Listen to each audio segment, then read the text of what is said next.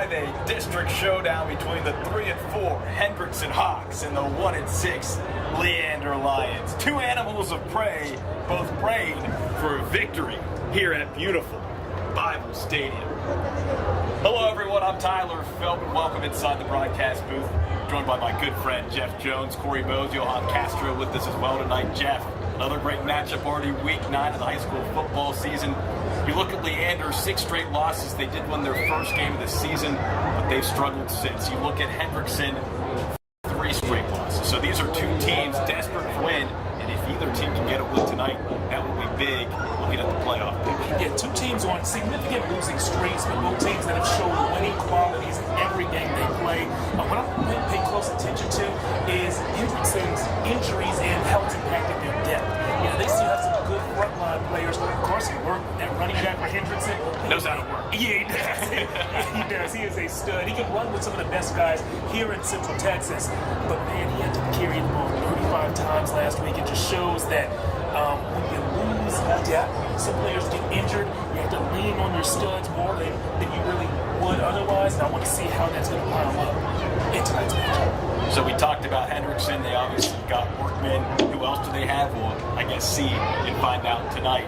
What about Leander, a Lions team that I think is much better than its 1 and 6 record? Definitely. And for them, it starts with their quarterback. He's a junior. You won't miss him. He stands 6'4", about 200 pounds. He looks like a dominant high school quarterback, and I think that's what he's turning into.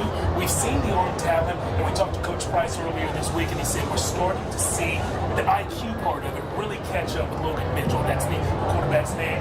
He's got an offer from Rice, so you know he is a high academic student, and that academic success is translated to football IQ. You could see him make some big-time reads and some big-time throws on the game field. Speaking of the game field, it's going to take football down there right now. Checking out the Hawks, Logan Mitchell, 15 touchdowns. He's a big part of this Lions offense. And Jeff, you talked about the injuries for this Hendrickson team. We can talk about the industry if you want to. We can talk about all kinds of injuries and industry-related injuries. Coach Pierce, he said earlier this week, in his 18 years coaching football, he's never had a season quite like this where the injuries have impacted his team the way they have. I mean, you look at some of these notable injuries. Jacob Donnelly, torn ACL in the first scrimmage. He was the heartbeat of this Hendrickson team, especially on defense. He's out for the year. And you've got Michael Anderson, running back, torn ACL, out for the year. Sam Coleman broke his leg, out for the season. And of course you've got Luka Matamoros. He's got an Air Force offer among some others. He's been battling some ankle problems throughout the season. I think we should see him tonight. Noah Henderson, big part of the offense, was out a couple of weeks. Keontae Fowler, the quarterback, as well. Jackson Davis, Braxton Brown. So the list goes on and on and on. But somehow Hendrickson has found a way to battle week in, week out. You look at last week, they nearly took down Cedar Park. It took overtime, and that was a close one. Yeah, it took overtime. It should not have made it there. There were a couple of big special teams blunders that put him in that situation. And had it not been for those, this is a Hendrickson team that would be riding the high of beating a Cedar Park team that's viewed as one of the more powerful programs in that district. So, like we talked about a moment ago, Hendrickson has some players. They have the talent to take on a team like Leander that's been struggling. Come on top. Hold up. The Lions roaring onto the field here at AC Bible Memorial Stadium. Thursday night here in Central Texas. Jeff, it was actually pretty nice the last couple of nights, couple of days. Surprisingly or unsurprisingly, weather's supposed to heat up the rest of this week. We'll see how that impacts the game tonight, but we've got Leander in those royal blue jerseys, tops, bottoms, with the red trim, white numerals, and the Hawks are about to take the field. Hendrickson, that's a team that, again, these are two districts that, or two teams within the district that when they expanded, added more schools, I think Leander took most of the hits as the Hawks take the field. They're hungry. Both teams hungry for a victory. Again, Hendrickson 3 and 4, Leander 1 and 6. Doug Pierce, head coach of Hendrickson, in his second season in charge of the Hawks. It's actually his 18th season, though, with the program. He's been there for quite a while. Likes to say his offense is 60 run, 40 pass. We'll see if that proves true tonight, Jeff. And with the injuries, they might lean a little heavier on the run. Carson Workman, one of their better players, and of course he is the running back. He has good hands. He can catch the ball out of the backfield, but they've been cutting out the middleman so far this year and getting it right to him. Workman, the senior, 879 rushing yards, averaging 5.4 yards a carry. He's got 10 touchdowns on the ground. Chris Price, in his 5th season as head coach of the Leander Lions, it's been a tough go, but I think talking to him earlier this week, he likes the youth on this team, and I think we'll get to see a lot of that youth, that talented youth, here tonight. The national anthem getting set to be played, and we'll be back on the other side. This is KVUE's Friday Football Fever on Thursday.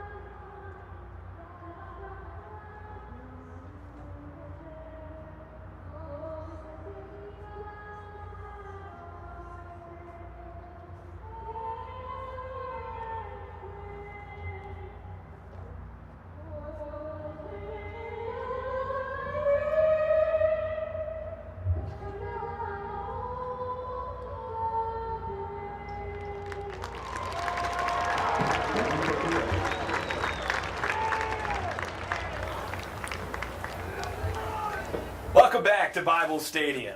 Lovely singing of the national anthem. It's the Leander Lions looking for their first district win of the season, hosting the Hendrickson Hawks. Looking to snap a 3-game losing skid if you're just joining us. We're so glad you're with us this evening. Tyler Feldman, Jeff Jones, Corey Mose, Johan Castro with us as well tonight, making sure this game is streaming live on KVUE Plus and our KVUE YouTube channel. Jeff, well, hydrated.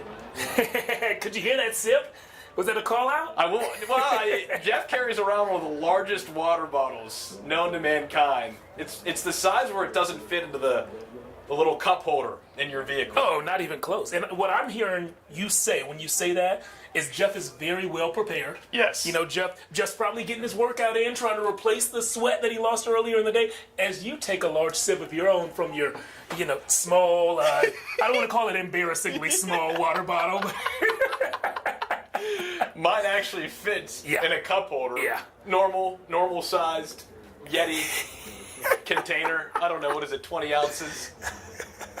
The internet says it's average. Okay, gotcha. Yeah. The captains walking out to midfield.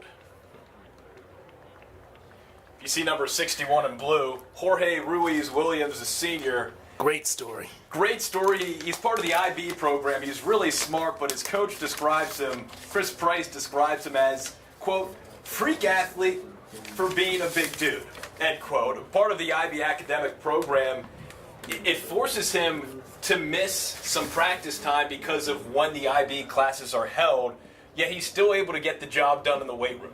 He 275 in the clean, 375 on the bench, 550 on the squat, and he actually will see him a little bit at H-back as well tonight. Yeah. Those numbers tell me that he's a guy who carries around a big water bottle. Does a lot of working out in his spare time.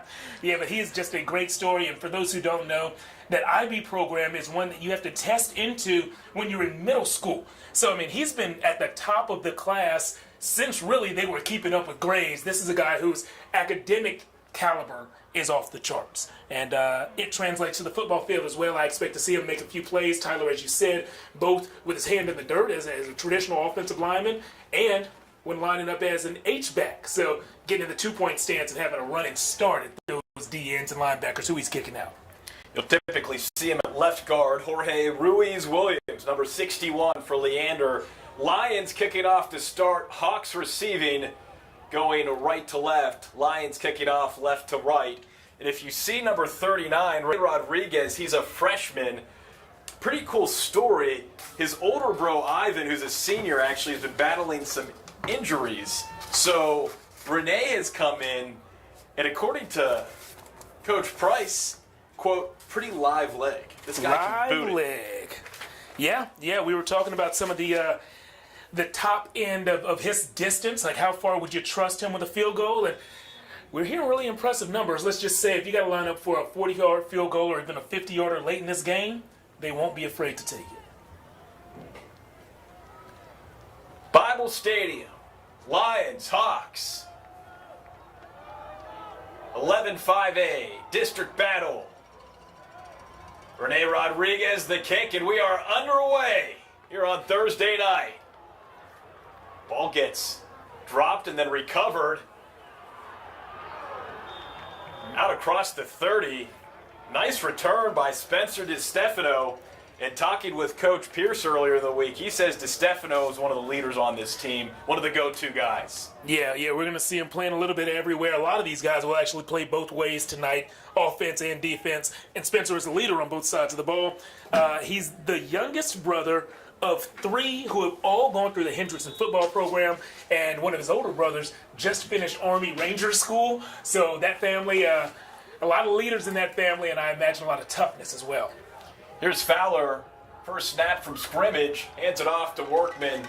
Should we make a tally? That's 1 carry for Workman. Couple yards.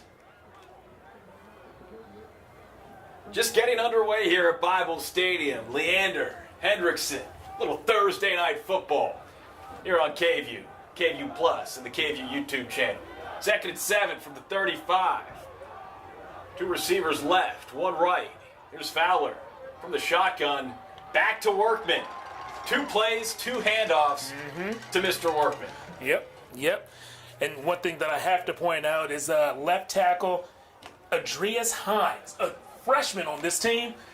Well, he was doing what you want to do as an offensive lineman at the end of a run play. He was getting up off the ground from on top of a defender. So, pancake block for that young freshman. I said freshman because you're looking at him. He's humongous. Yeah, that is a huge freshman. Something tells me some colleges are going to be looking his way in a few years. 3rd and 5 from the 37. Fowler looks at taking himself. Then DiStefano gets the toss. How about that for a do-it-yourself 3rd down conversion? My favorite type of RPO. As avid football fans know, RPO stands for run pass option. On that play, the quarterback had 3 options. He could hand it to Workman, he could tuck the ball and run himself, or he could pass it off to DiStefano. He chose option 3 at the last second. I love how the quarterback pressed the line of scrimmage, pulling the defenders towards him, and passed it over the top of them. Almost off target, but he got the job done. 1st and 10 now from the Hawk Zone 49. 10 minutes left in this first quarter. Here's Workman, and Workman fights his way for about 2 yards across midfield. That defensive front for Leander, very active on that takedown. Workman's getting touched, getting hit on every single play. Those hits will add up, so I like your idea of keeping a tally of how many times he's toted the ball. That was 3 and 4 plays right there. 3 for Workman already, and here he comes. Lining up as a receiver. Empty set for the Hawks on 2nd down and 8 from the 49 of the Lions. Snap. Fowler keeps it himself. Right up the gut. And he keeps moving. Spinning down. Inside the 27-yard line. Jeff, that was a confident-looking play from the Hawks offense. Yeah, we've seen Dante Fowler take off like that before. And like you said, there's a lot of confidence in his arm and in his legs. If it worked once, why not let it work again? Yeah, Hawks going no huddle. Another 8 or so yards for the Hawks offense, making quick work of this Lions defense. Strong opening drive here to start this ball game for Hendrickson. They were moving so fast that the guys with the chains did not actually get the chains set before this play started. Love when they're moving quickly. Chains are set now. 2nd and 1. From the 17, Fowler from the shotgun. 4th handoff this drive to Workman. and Workman gets about 4 yards down to the 12-yard line. That's a first down. The chain gang keeping those feet moving. It's a first down for the Hawks. In the red zone, they can get a first without scoring here, lined up at the 12. They leaned heavily on the ground game so far. I expect them to keep that rolling. Fowler, breather on the sideline. In comes the tight end, Joseph Flores, left side.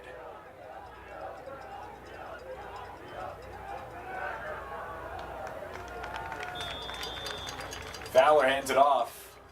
Excuse me, that was Workman who took a breather, not Fowler. Brandon Mosley actually started the season third on the depth chart, but an injury has bumped him up, and now he's getting some serious playing time in these very meaningful games. And, you just have to see what your guys can do. Coach Pierce told us very candidly, he said there's some guys on this varsity team that would be on JVs in other seasons, but injuries have forced them up. And there's Mosley, right up the gut on 2nd down and 6. Gets 9 yards, and that's a touchdown for the Hendrickson Hawks. Mosley proving he belongs on a varsity field. When he sees the hole, he's going to hit it hard. There was no hesitation there. It opened up inside, looked like an A-gap to the right, and he just sprinted right through it. So Workman does most of the work. Mosley comes in, the sophomore. He gets the touchdown. 9-yard run. Impressive opening drive for the Hawks. Here's Edward Tidings. PAT is no good. Oh. You can't believe it. So it's a 6-0 lead for the Hawks. 7:42 left to play here in the opening quarter. You're streaming live on KVUE Plus and the KVUE YouTube channel. Friday Football Fever on Thursday. Jeff, impressive opening drive for a Hawks team that we were told by head coach Doug Pierce earlier in the week was battling some significant injuries. Yeah, I believe they only faced 1 third down there, and if I'm not mistaken, that's the only time that they went to the air. Everything else was on the ground. I really like how Keontae Fowler, that senior quarterback, and his skill set combines with Carson Workman, that senior running back, typically on teams that like to go with the zone read plays. I love when if you have a very agile, quick quarterback, you have a running back that's going to get downhill in a hurry. And that's the combination that we saw in the Hawks' backfield. So Tidings will get set to kick off for the Hawks in the all-white uniforms with the blue numerals and blue trim on the shoulders. Zane Woldridge and Isaac Montgomery set to return for the Lions. Woldridge, one of those guys that just so dynamic, just can do it all for this Lions offense and on special teams. And last year he was a starter on defense, so really he can make plays in every aspect of the game. If you can play, you can play. Tidings, short kick, received around the 22-yard line and met quickly at the 30 by Mosley. So Mosley scores, then Mosley tackles. Hendrickson, one of the only teams you're going to see that actually puts 2 kickers out there for every kickoff. Next kickoff will really show you what they're doing and break down why, but I'll give you a little tease and I'll let you know one of their kickers loves to hit. So he's earned a spot on the kickoff coverage team. Coach Pierce saying that he's actually pretty deep at the kicker position. And with all the injuries, I don't know if that's necessarily a good thing, but here we go with the Lions. First time looking at Logan Mitchell. Hands it off to E.J. Hargrave, 5'6", 160-pound junior back, averaging 5.5 yards per carry this season. Yeah, not a huge guy, so we expect to see E.J. Hargrave on the edges of the line, on the outside in the open field more often than in between the tackles. But I like the idea to show the defense right away. We're not afraid to run in between the tackles as well. 2nd and 7 from the 36. Mitchell back to Hargrave. Hargrave, spin cycle once, twice, 3 times. Finally dragged down around the 43.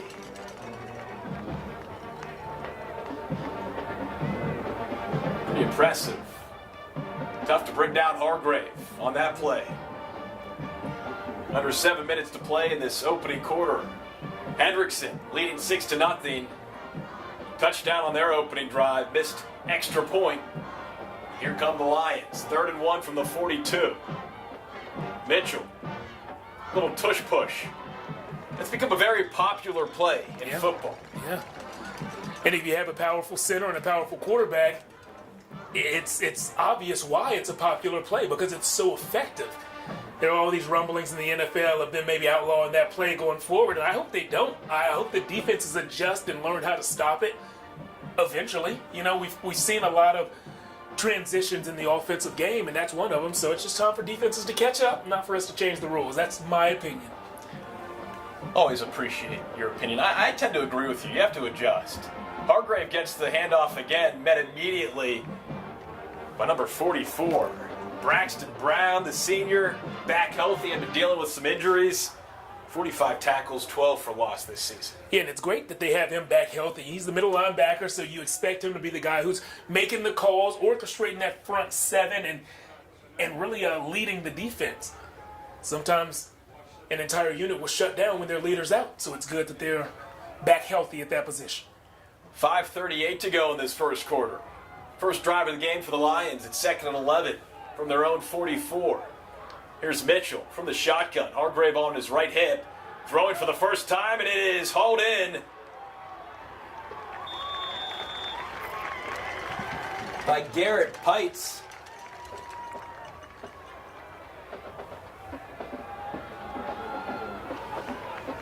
Across midfield, we'll see where they mark him. 3rd and 3 from the 49. Garrett Pites, he's a junior receiver who also plays linebacker. I love when I see those interesting crossovers. You know, most receivers are receivers/DBs, but apparently Garrett's a physical guy. He likes to hit people when he's not catching touchdowns and running for first downs. 3rd and 3. They mark him at the 48. Mitchell gives it to Wooldridge. Wooldridge tries to get around the outside, but Braxton Brown is there for the takedown. All right, so you remember a few minutes ago when I talked about that north-south running back? On that play, I wanted Wooldridge, once he made the edge around the tackle, to get north-south. He decided to try to make that second edge, which was around his receiver out there. If you do that, there are fewer defenders, so your line to the end zone is less obstructed, but also that sideline is right there, and it just takes a longer time to get out there. In this situation where you only needed 5 yards, I wanted him to get those 5 yards and not worry about the 50 yards after that to the end zone. So now a decision needs to be made by head coach Chris Price. 4th down and 3. And they're going to call their first time out of the game and talk it over. Get a little more time to chat about this big decision. And you know how I am? I feel like if you're going to burn a timeout on it, you got to go. Yeah. I'm not calling a timeout to send my punter out there. If you're calling a timeout, it's because you want all your people around you, the guys up top. What have you been seeing so far? What is our best play right now to get these 3 yards? And I think what we've seen most frequently here at the high school level is across midfield, 4th down and short, tend to see teams go for it. Yeah, and I wonder if that's, again, a fact of football changing, you know, people getting a little more risky, a little riskier as time goes on, or if it's these systems that the coaches in schools now purchase. We talked to some coaches this season, Tyler, who say, like, hey, we have a book, and I have a coach upstairs who looks at the book, and it tells me every situation. 4 minutes remaining in the first quarter, you're down 6, 4th and 3, just past midfield, go for it or kick it. And so I wonder if more teams are relying on that book, and that's why we're seeing those similar results. And Mitchell's out there, so they're going for it. Fakes the handoff, rolls left. Yep, tuck it and get the Hargrave with a nice little block upfield. Mitchell out of bounds, but he gets enough for the first down. Yeah, this guy's been showing off the wheels all year long. 55 carries on the season, which is quite a few at this point in the year, for over 500 yards. So 9 or 10 yards per carry. He's proven time and time again that he knows how to scoop. And he did enough to get the first down on that play. More than 500 rushing yards, more than 1,000 passing yards this season for the Rice commit. Here's Mitchell again to Hargrave. No, he keeps it himself. Had everyone fooled and just gets tripped up around the 35-yard line. I thought Hargrave had it. How about that? Yeah, he faked me out. In this perspective we have up here, it's easier to see the plays develop from up top than it is from the ground as a defender. So if he's tricking us, you know he's tricking the guys standing across the line of scrimmage from him. 2nd and 1 from the 36. Mitchell to Hargrave in motion. Right to left. He finds a seam. 15-10, and he gets tackled and taken out of bounds around the 7-yard line. And see, Tyler, sometimes you don't have to pick north and south or the big play. You go north and south and you turn it into a big play, and that's what Hargrave did right there. Here we go, no huddle for the Lions. First and goal from the 8. Mitchell fakes the handoff, tucks it, runs it, dives across the goal line for a touchdown. Logan Mitchell, and we're tied. Did you see the little leg step he put on him? Looked like an old Allen Iverson crossover or something. It was real nice. Oh, he just did it again. Oh, there we go. You know what? He's probably got KVUE Plus going in his helmet right now. So he was listening to us. He knew what we wanted to see. Appreciate you, man. That's a trend that we've seen recently. Yeah. The players. KVUE in the helmet. Yep. As Rene Rodriguez converts on the PAT. And the Lions match the Hawks, scoring on their opening drive, but they convert on the extra point. So with 3:16 left to go here in the opening quarter, it's Leander 7, Hendrickson 6. The quarterback play we've seen, that dynamic run-pass option from Fowler and Mitchell has been really fun to watch so far. Love a dual-threat quarterback. They just make the game more exciting. They make offenses easier to move down the field, and they score me fantasy points on Sunday. So dual-threat quarterbacks, I am for you. So you're doing high school fantasy football? Nah, is that a thing? Nah. This is me invite me into that league. This is just me talking up my 1-5 NFL fantasy team, Tyler. Wow. Yes. I don't know if you want it. Well, kudos to you for putting that out there. I'm 4-2. Hey. Blind squirrel finds a nut every now and again. Or 4. Then I have my younger sister, who not a huge football fan at all, calling me, "Yeah, Tyler, I'm 6-0." Wow. Sends me a picture of her team, and I'm like, "Do you realize who's on your team?" She's like, "No, I have no idea. Haven't had to change my lineup once." Wow, okay. So you're telling me next year I need to let her draft and then me just manage the team? Yeah, apparently Lexi knows how to draft a football team. Who knew? Here's Rene Rodriguez booting it deep. Well, not super deep. Here's DiStefano. He receives it around the 12, then goes around the outside, gets across the 40. DiStefano showing the speed. He got hit pretty hard there out of bounds. He delivered a hit too, and it looked like he stood up, letting him know, hey, when you come hit me, you better bring the pop, because I'm bringing one with me. Hawks will look to do what they did on their opening drive and then score a touchdown. And Darius Hines is a guy we highlighted, that large and in charge freshman left tackle number 77. Mm-hmm. You've got 74 on the right side, Elijah Ford. He's a junior, another big boy. Got some size up front. Here's Fowler. Back to Workman. And Workman, that first step is so quick. He just attacks the ground and goes. Yeah, that's exactly it, man. Once he's decided where he's going to go, and that decision-making process does not take long, he hits it, and he hits it hard. I like that. 9-yard gain. Gets across midfield, so 2nd and 1 from the Lions 49.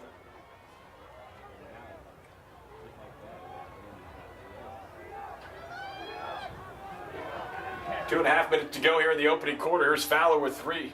To his left, hands it to Workman, and Workman bulldozes forward across the 45 at the 44-yard line. 6th carry of the quarter, if my count is right. I can't count past 5 on Thursday nights only. So it's on me now. Yeah. Okay, got it. 6. But I do like the rotation we've seen. 35 carries last week was a whole lot. That game did go into overtime, but I do like the rotation we've seen, so Workman isn't taking as many hits as maybe he did a week ago. Here's Fowler on 1st and 10 from the 44. Back to Workman, and he's met immediately by Nick Parsons, the junior defensive end. 3rd straight carry for Workman, and I don't believe any of those 3 plays were reads where there were there was a potential for the quarterback Fowler to keep it. I think those were just 3 straight called runs to the best player on offense. But now it's time to show the defense, hey, we have more than just this guy. Our quarterback can tote it, our quarterback can toss it. I hope they show something other than just a called run to work them. 2nd and 10. Fowler rolls right, looks deep, throws deep, and not sure who that was intended for, but just throws it out of bounds. He didn't have a ton of options downfield, so I think once you see your one option is covered and not going to come open, you're just trying to get that ball out and live to fight another down. That was cornerback Malachi Filan on number 84, Jaden Smith. We've got a 3rd down here from the 44, Jeff. 3 receivers right, 2 left. Empty set for the Hawks. Fowler takes the snap. Looks to throw, tucks, will show off the legs. Out of bounds around the 40-yard line. So, Jeff, do you go for it? The offense is staying out on the field. Yeah, this is a tough one here, 4th and 6. You could pin them deep, and I think that that's what I would do. But, hey, I love to see an offense that isn't afraid of a little risk. 4th and 6, quick pass, and it's hauled in. Enough for the 1st down. Yes, they came out in an empty set, and Leander didn't quite know what to do. And, Coach Price talked to us about how young this Leander team is on both sides of the ball. He said they've done a lot of growing, and this experience so far has been really good for them. So I asked, what is a way that you see the experience on game day? He said there are far fewer busts in the secondary now than there were in weeks 1 and 2. We saw one of those busts right then, though. Oh, James Lee making that catch, and now it's back to Workman. Workman gets a handful, dragged down by Calvin Kessler, leading the team with more than 8 tackles a game.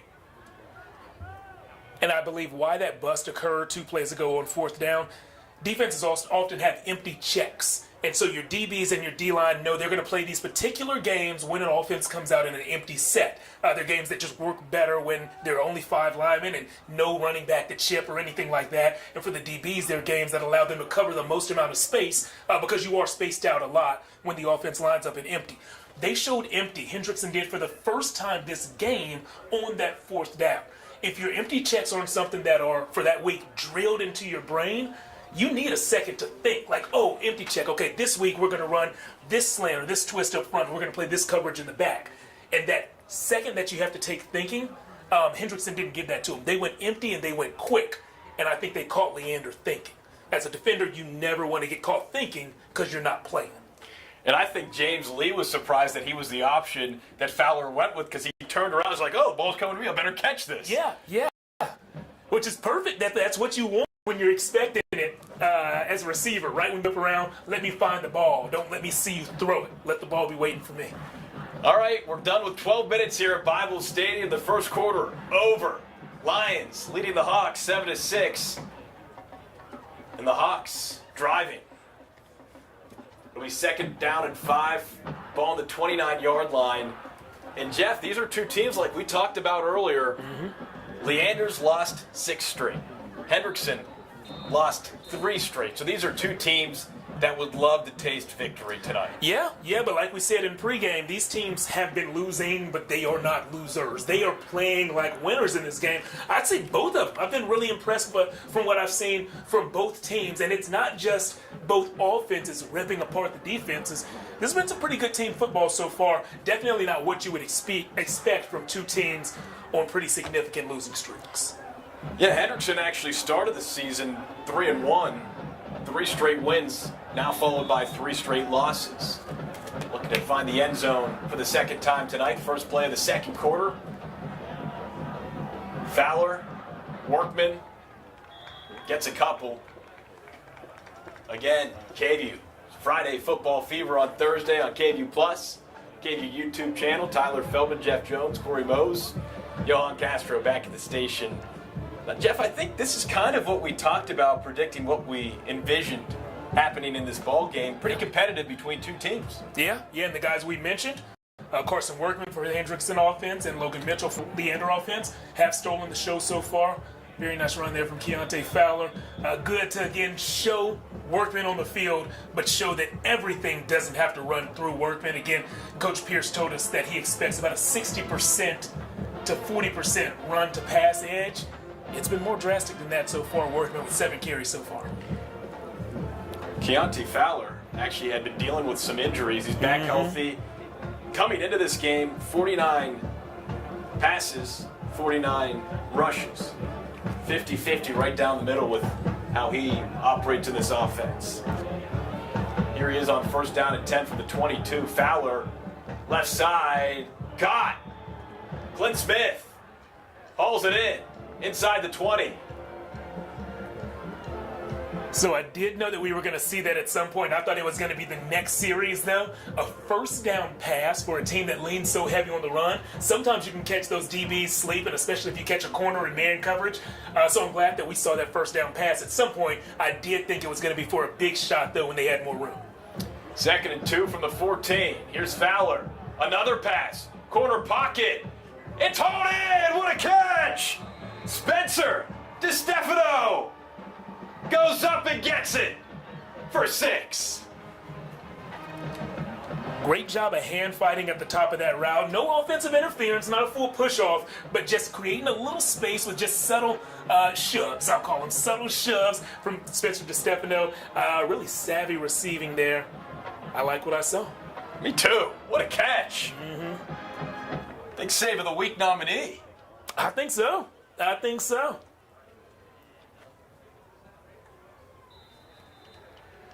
Blake Tobias this time. The extra point. Up and good. So Hendrickson. 2 drives, 2 touchdowns, and with 10:48 to go here in the opening half, it's the Hawks 13, Leander 7. Another impressive drive, Jeff, for this Hendrickson offense. Yeah, they had to work for it, man. Carson Workman out there getting a lot of carries, but they aren't big chunk plays. I don't think we've seen one go for double-digit yards so far.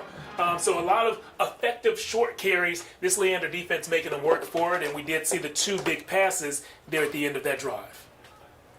1st and 2nd down, too. So breaking their tendencies that we've seen so far in this game. I love when a coach does that, when they were aware, this is what I'm setting up, and this is how I'm going to switch it up.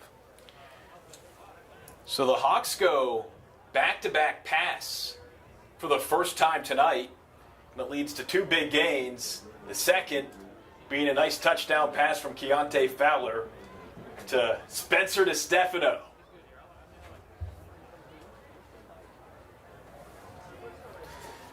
So what we see right now are those 2 kickers out there. 37 is Devon DeCock. There we go. The South African. Used to play rugby. You see that kind of toe punch kick that he had.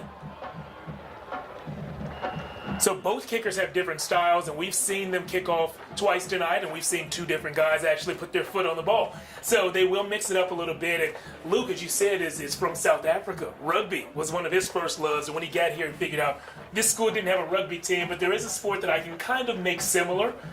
And so he loves running down and making those tackles on the kickoff team.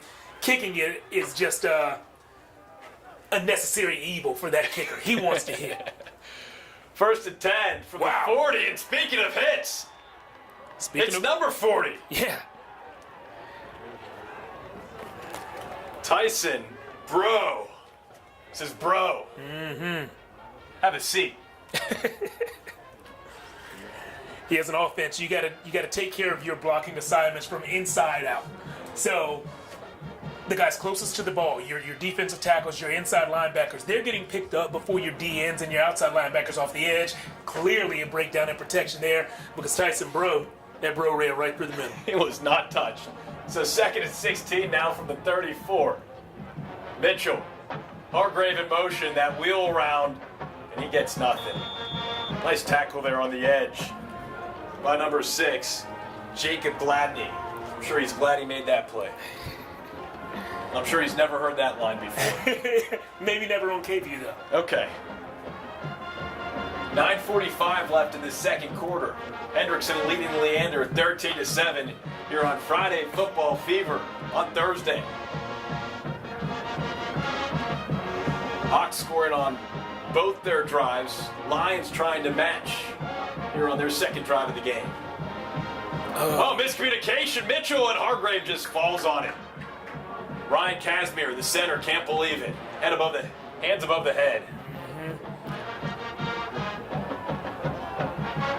And I love that you mentioned what we saw body language-wise there. Hands above the head. What I'm going to keep a close eye on right now is the body language on the Leander sideline. This is a team that's lost 6 straight.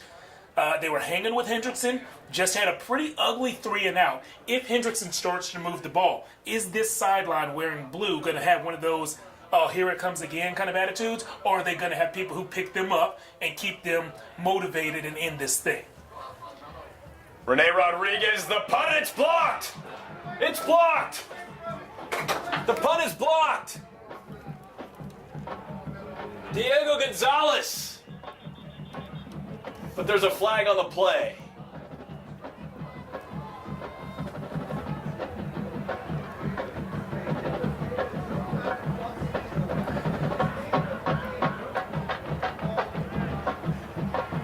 Get some kind of disappointed coaches next to us. They know exactly who was offside on that play, and they're saying that young man had a clear line of sight to the ball. Just watch the ball. That's when you move, is when the ball moves. And you know what you hate as a player and a fan is when the guy who commits the penalty is not the guy who actually made the play. It's like, man, you could have just set that one out. Oh.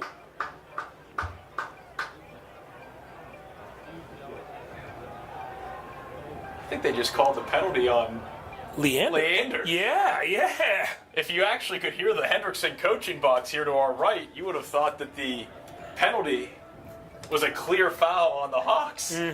Not the case. So Hendrickson will actually take over from the Lions' 40-yard line. 8:34 left in this opening half. Big turnover. Big special teams play for the Hawks. Diego Gonzalez, the senior, making the block effort on the punt.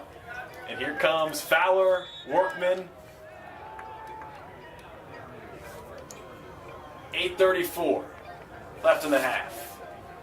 Hawks looking to extend the lead. Fowler to Workman. Workman zigs and zags, finding holes left and right.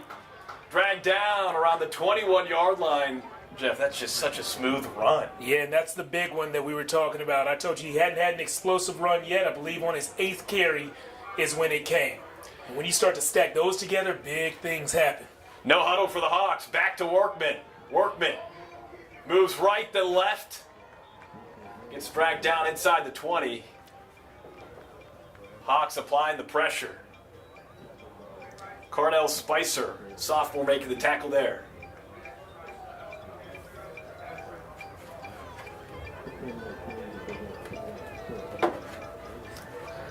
Second and medium here. I expect to see a pass on this play. DeStefano, haven't called his name in a little bit. Lined up in the slot to the right side. It's Fowler, fakes the handoff.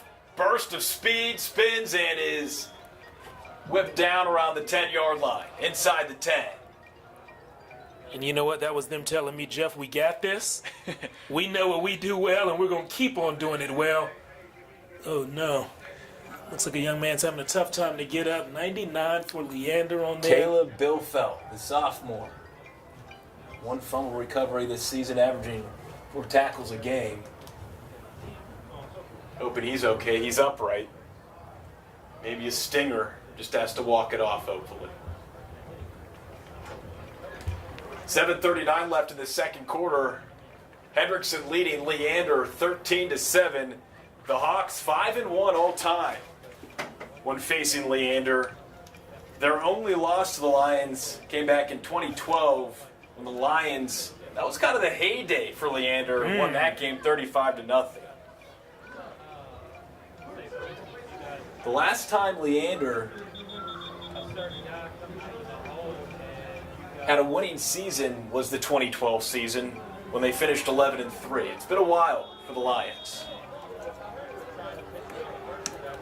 Just 8 wins over the last 5 seasons. Here we go. First and goal from the 8. Fowler from the shotgun. Looks left. Blocking up front, and Fowler wheels inside the 4.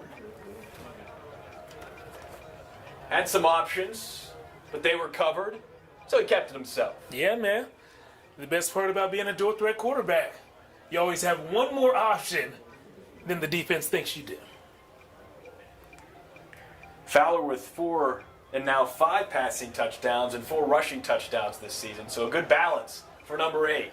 Second and goal from the 3. Fowler, corner pocket, jump ball, and it's caught again! DeStefano, Spencer. Who is this guy? He loves the corners. Whether it's right or left, he can catch it for a touchdown.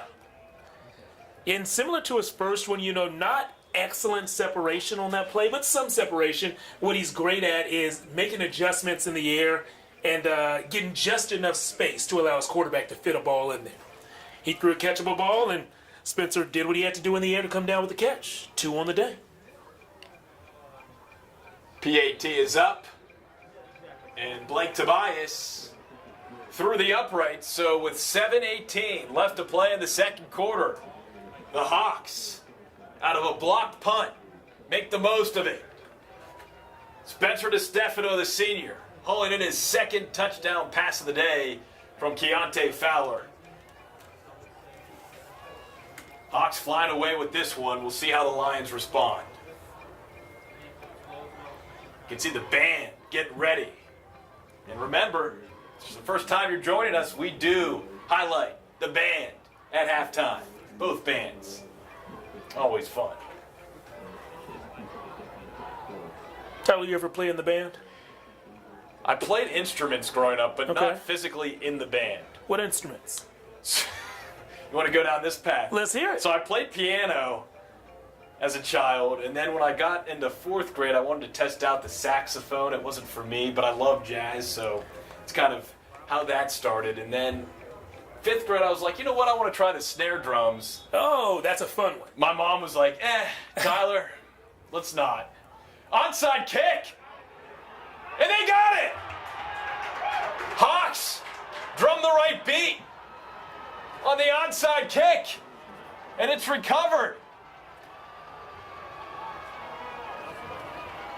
Elijah Ruiz recovers it. Well executed. Surprised everyone. Who cares about what instrument I played? You know what? Another huge advantage to them showing up for every kickoff with 2 kickers on the field. When they line 2 guys out like that with the shallow depth to the ball, it doesn't look weird because it's what they show every single time. We talked earlier about Leander. What happens when they get down, when things start not going their way? Well, now we're finding out this is a huge defensive series. They must get stopped. Look, when head coach Doug Pierce told us that he's deep at the kicking position, I think we both at least I did, I was like, okay, coach. But you see the benefits of having options Paid right off. there on that recovery. Pay it off. And I love the aggressiveness. Coach Pierce said that adversity makes you stronger, and with all the injuries they've gone through, and you mentioned this a little bit in the first quarter, Jeff, you can see that strength. 3 straight losses, losing some of your key pieces. But if you're in the game, best effort. Yep. Make it happen. Yep. Yeah, these guys have had to completely transform how they structure practice. They lost so many players that they weren't able to run full offensive and defensive drills too deep against a scout team. So instead they went to what Coach affectionately called a 3A or a 4A format, which means half of their practice will be spent with their varsity running offense and half of their practice will be spent with their varsity running defense. It's all good on good because that's about the right number of players they have. It's not a deep sideline, but they make it work. Yeah, that blew my mind as Fowler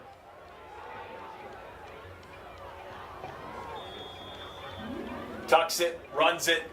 I think he wanted the deep ball. But with 7 minutes left and a 13-point lead, if it's not there, it's not there. Tyler, do you remember a moment ago when I said I knew they were going to throw it on first down, but I expected it to be when they could take a deep shot. That was the call. That was the call on that play. They wanted to go ahead and put this game away. You know, if you go up 3 touchdowns right now, it's about done. And they tried to do it on that play. Here's Fowler. Brandon Mosley gets the touch. A little bit of room, but not a ton. Gavin Rodriguez, the senior nose tackle, stuffing that run for the Lions defensively. You can see the scoreboard, the score. 20-7 Hawks over Lions. About 6 minutes to go here in the opening half. All right, 3rd down and 5 from the 40. Here's Fowler. Workman on his right hip. Trips right. He goes left. Clint Smith makes the grab. One man to beat. And that's a powerful tackle by Tyree Smith. Only a sophomore, but says, "You're not getting past me, Mr. Smith, because I'm also Mr. Smith." That's some Smith on Smith football right there. Mm-hmm. They didn't talk about that at the family reunion. Good enough for the first down, though. Clock continues to run, under 6 minutes to go here in the second quarter. Fowler taking some signs from the Hendrickson sideline. He's got 2 receivers to his left, 2 to his right. Workman on his right hip. Fowler fakes it to Workman. Keeps it himself. 10-5, touchdown! Fowler flying in to the end zone for another score. And the Hawks are flying away with this one.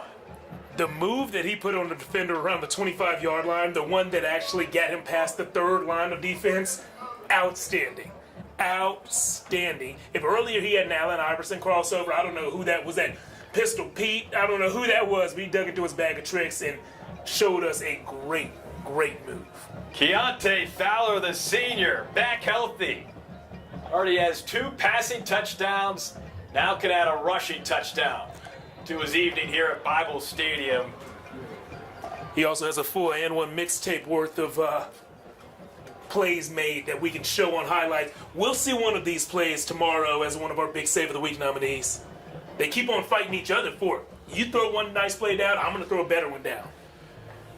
What a ball game. Hendrickson scored first, up 6-0. Lions responded to make it 7-6. But look at the scoreboard right now. 21 unanswered from Hendrickson to take a 20-point lead with 5.5 minutes to go here in this first half. And it seems like it's the same story we tell every week, Tyler. Which team is going to make those special teams mistakes, and will the other team take advantage of those mistakes? When the answer is yes, these games get out of control in a hurry. Block punt for Hendrickson. Onside kick recovery for Henderson. 2 aggressive plays, especially that onside kick. Yep. And it's paying off for the Hawks. Yep. Credit Doug Pierce. In his 18th season at Hendrickson, 2nd as head coach. Credits his super supportive wife, Raina, for making it all happen. Yeah, and you see those 2 kickers lined up, that shallow depth. For any other team, this would be a key. Like, hey, it's onside. But that's just how they do it. And it's Devon DeCock booting it. Fair catch made by Garrett Pites.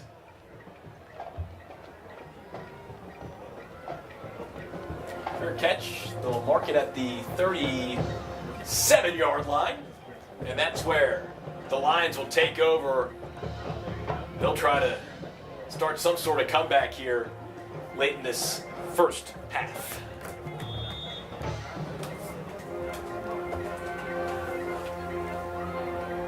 Mitchell to Hargrave. Hargrave, stiff arm spin. Helmet's lost. Braden DeRocher, the senior, lost his helmet on that play.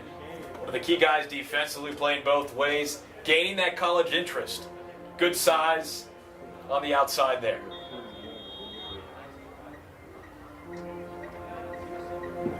It'll be 2nd down and 6 from the 41 for the Lions. Trips right. Mitchell drops back. Quick pass.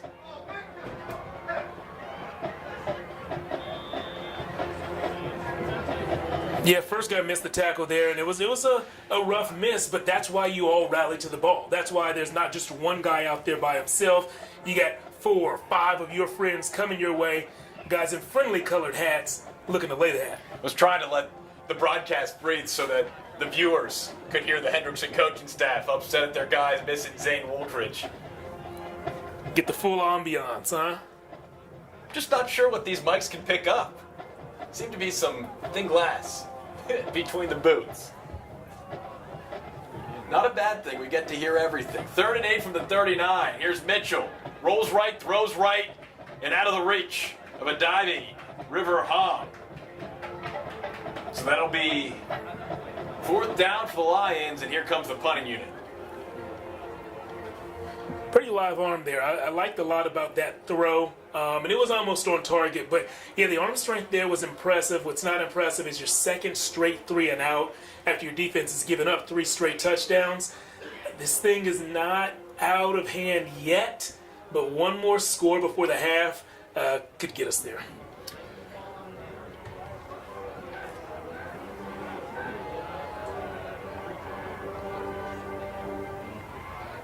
Uh-oh. Botch snap on the punt. And Rodriguez somehow gets it off. Wow. Wow. Yeah, game changer. Pretty impressive. Game changer. A totally broken play. Hawks were all over it. Who's only a freshman. Somehow, and I think he booted that with his left. That was a huge play because we just talked about how I believe Hendrickson is 1 touchdown away from really just having this game settled. And it could have come on a short field right there had Rene Rodriguez not gotten his foot on that ball. Now, interesting story about the kickers on this team. Rene's big brother is actually the other kicker on the team, and he was injured. And so Rene's big brother, Ivan, is a senior, the starting kicker on the team. When he went down, it was little brother's job to step in and take over. Little brother is a freshman. Obviously, his first real varsity action came this season, and that's just a really, really heads-up play when Leander just needed something to go their way. And how cool is that for the two of them to be able to share this fall together, a senior and a freshman working together in practice, kicking footballs together? Yeah. I mean, you just don't get those kind of opportunities because, hey, the one's going to graduate, and there they are chatting right there. Ivan's wearing 32, that's the senior who's injured, and then 39 is Rene, the freshman. So I love when families come together, and having an older brother myself, some of the memories we got to share in athletics, I can only imagine how cool this has been for the two of them. Yeah, and when you get injured, especially as a senior, that can be devastating. But when you see that low moment for you, open up a door for your little brother. And what Coach Price told us is every time Rene comes off the field, Ivan is there to coach him up. And so right now he's saying, hey man, great job, you did this right, you did that right, maybe do this better next time to catch the ball when it's snapped to you. But it's like they have another coach on the staff, and it's, like you mentioned, just some bonding time for that Rodriguez family. Some good brother bonding. Fowler to Smith. And Smith is whipped down to the ground. Nice tackle there by Malachi Filan, the junior. He's got some interest from the University of Houston, who just so happens to be hosting the Texas Longhorns Saturday afternoon. Yeah, big-time program. Malachi, a guy who I believe has big-time things in his future. Now, he didn't get a lot of playing time through the first 3 years of his high school career, but last summer, the coaches told us anytime they showed up, he would be out on the field working on his craft, either by himself or with people he would drag over there. But he's an above-and-beyond kind of guy. 3rd and 6! Wide open! Fowler finds Jaden Smith, and Smith is in for the touchdown! 50 yards! And the Hawks fly free! Look at Smith go! A little sideline dance. Malachi Filan, the guy who we're talking about, had his man locked down on the far sideline, but over here on the near sideline, Smith, just running free. And that's the second big bust that we've seen from this young Leander defense. And both times Hendrickson has taken advantage of those busts, once for a first down and right here for a long touchdown. Oh. Extra points blocked. We'll see what the Lions can do with it. They can take it back for 2. Will they? No. The Hawks all over the Lions to stop that from happening. So with 2:19 to play. Oh man. 33-7. Hendrickson flying all over the Leander Lions. You have your Leander, you got to chip away at that lead, and you have to try to stay balanced, but I'm shocked I haven't seen them take more deep shots with the quarterback they have. Logan Mitchell has a strong arm, live arm. He can make the reads. Coaches tell us he's getting better at his progressions, good enough to have a Rice offer. So I think that we got to see this quarterback cut it loose on past just the short and intermediate routes, and I think right now 2:19 left in the half is the right time to see it. Jeff, there's no doubt about it. We need to see more aggressiveness from the Leander offense, especially at this point. You're down 26. So we'll see what the Lions bring to the table here late in this first half. We've got the 2 kicker setup here. 37 is Devon DeCock, and then 38 is Edward Tidings. Who will get it? It's Tidings for the 25. Big hole. Big seam up the middle. Malachi Filet pushed out of bounds around the 25. Filet moving and grooving.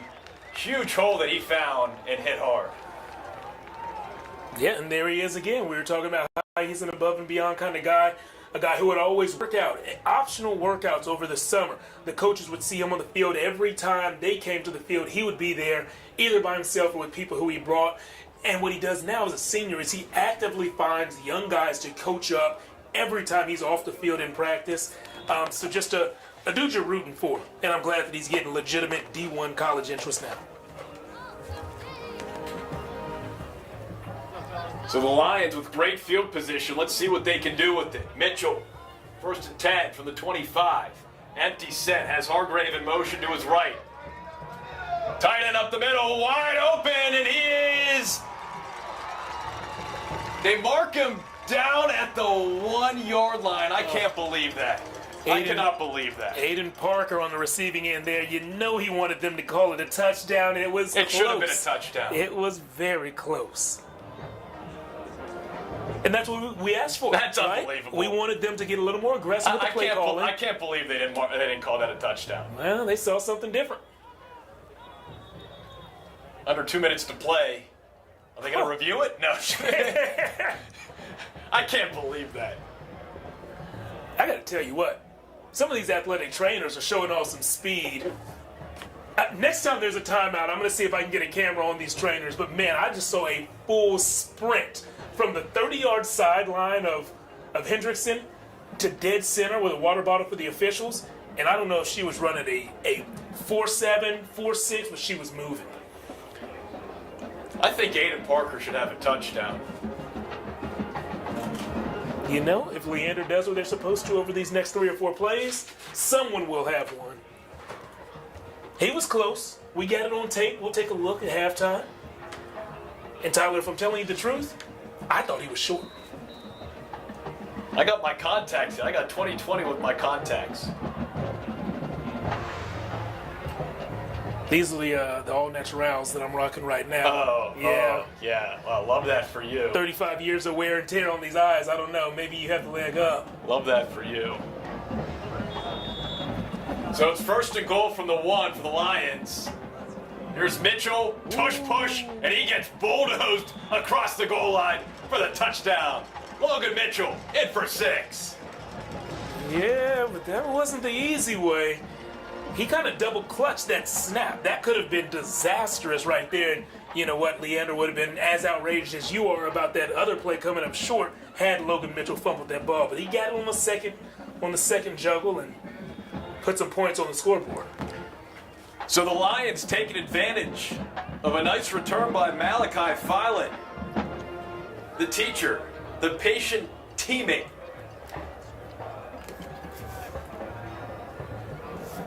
As the extra point gets ready to get kicked here by Rene Rodriguez. Snap, hold, kick, all good. So it's 33-14. Lions chipping away.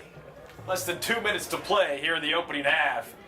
Leander and Hendrickson battling it out on KVUE's Friday Football Fever on Thursday here at Bible Memorial Stadium.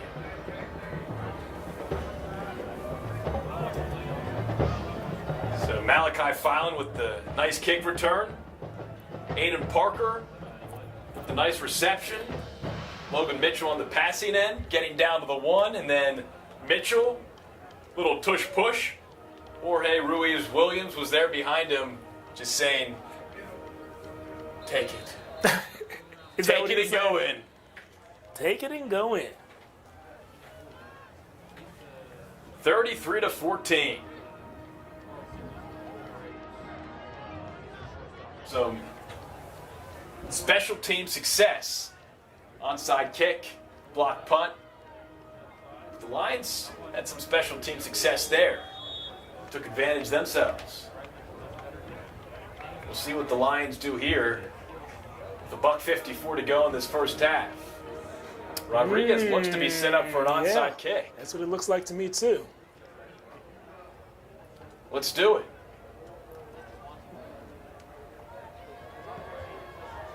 Boot, a little bit too deep, but it's botched! And it's looks to be recovered by the Lions. Do they have it? That could be Elijah Ruiz. Who has it? Who's got the football? That's him. That's Elijah Ruiz. Leander, oh no, it's not. No, that is Jacob Harris. There we go. Look at Harris fired up. Yeah! Jacob, I tried to call you the wrong guy twice. I'm glad we got your name right, and I'm glad you're celebrating with your boys now. Huge play. Yeah, get that helmet off. Get some water. You deserve it. Drink it all in. Here we go. Lions, big turnover. Let's see what they can do. Less than 2 to play. Woldridge gets a few yards. How about that, Jeff? I love it. I love it. We've seen some really aggressive play calling on special teams so far today, and it's been special. I'm here for it. Yeah, both of these teams know this isn't technically a playoff elimination game, but it is. And it feels that way. Both of these squads playing for their seasons right now, and the coaches on both sidelines coaching for their seasons as well. Leander 1-6, 0-4 in district. Hendrickson 3-4, 1-3 in district. 2nd and 7 from the 27. Look at Mitchell, all alone, one man to beat, and he beats him. Touchdown Lions! Logan Mitchell does it again. We've got ourselves a ball game. Yeah, 2 touchdowns in about 40 seconds. You don't have that without something special happening on special teams or on defense. Leander knew exactly what to do when they get the ball last time. Go for that explosive play right away. We saw that same route up the middle that landed at the 1-inch line, and they found another way to score an explosive play early in this following drive. I can't believe this. And they want to add to it. 2-point attempt here. Going for 2. He throws it to Aiden Sterker. Not sure who he was looking for there, but there was no one there. Yeah, so what happened was Malachi Felden, the guy we've been talking about a lot, number 2, lined up kind of as like an H-back pre-snap there. He dropped to his stomach like he was doing an up-down. What that's supposed to do is make those 2nd and 3rd level defenders believe that Malachi is blocking or that he slipped. They're supposed to ignore him when he hits the ground, and then he's supposed to sneak all the way across to the backside and receive that throwback wide open. Well, the defense knew exactly what he was doing, and so when he tried to sneak across, they just kind of held him up, so he wasn't able to get all the way there. The kicker threw the ball where Malachi was supposed to be, but he wasn't there. So the Lions go for 2, don't get it, but what they do get is 2 touchdowns about 40 seconds apart, and all of a sudden we've got ourselves a ball game. Lions now trailing the Hawks 33-20 with $1:10 left to play here in the opening half. Lions getting it done on special teams, much like the Hawks did early on in this ball game. And then Logan Mitchell using his legs to find the end zone twice. We asked, how would Leander respond if they get behind? Would they hang their heads and say, oh no, it's happening to us again? Or would they stay strong, stay confident, stay motivated? They've answered. Rene Rodriguez, another short punt, received at the 30-yard line by DeStefano. And DeStefano stiff arms his way across the 44, close to the 45-yard line.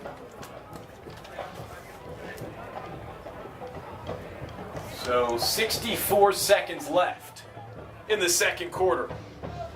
Jeff, do you go for it? You have to. With this field position, come on now. Oh, yeah. You try to score here. You're not just waiting to get into halftime. Not only do you want more points on that board, but it's been a while since your offense has had the ball. You want to remind the guys on that side of the ball, hey, we put up 33 in the first half. We're still pretty good. We might put up 40 in the first half. Remember how great you are. And remind the entire team, like, they took the momentum temporarily. We're taking it into the break. Fowler empty set, and he gets smothered. Nick Parsons, his second sack of the season. Big takedown for the men in blue.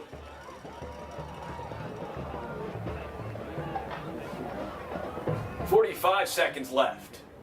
What will the Hawks do now?" Fowler taking signals from the sideline. Yeah, because that first play dictates how the rest of the drive goes. That first play was a negative play, so now you take your time, and now you kind of just take it into halftime. Had that first play going for 10+, you'd see a different sense of urgency. Fowler, quick pass, and it is dropped in and out of the hands of Romello Boykin. And that's one reason why you take your time in between first and second. With that incompletion, if this play doesn't go how you want it to go and Leander burns a timeout, you're going to give them the ball back with about, 15 seconds left instead of giving them the ball back with about 40 seconds left. So that time that they spent between first and second down just kind of looking to the sideline, that was very strategic, smart move by that Hawks sideline. So 26 seconds left. Fowler drops back, steps up, gets pressure, nearly gets tripped, stays on his feet, and now he's dragged down. Joe Weesey saying, "I see you." Timeout's called by the Lions defense with 13 seconds left in this first half. There we go. We predicted 15. They get it at 13. That's time just to see. Little Hail Mary? It depends on what kind of return you get. You know, if you take it over the ball at the 20 and you got 80 yards to go, I don't even know if you throw it deep. Because if you throw it deep, you got a chance of a safety or a corner picking it off. That person might be some kind of kick returner. You got 5 offensive linemen on the field. You just don't want to see what happens there. But if you can get a return out to the 40 or the 50, sure. Let's lob it up there and see what happens in the end zone. You're just joining us. It's been a crazy back and forth opening half here at Bible Stadium. Leander trailing Hendrickson 33-20. A lot of special teams here tonight impacting this ball game. That's Edward Tidings.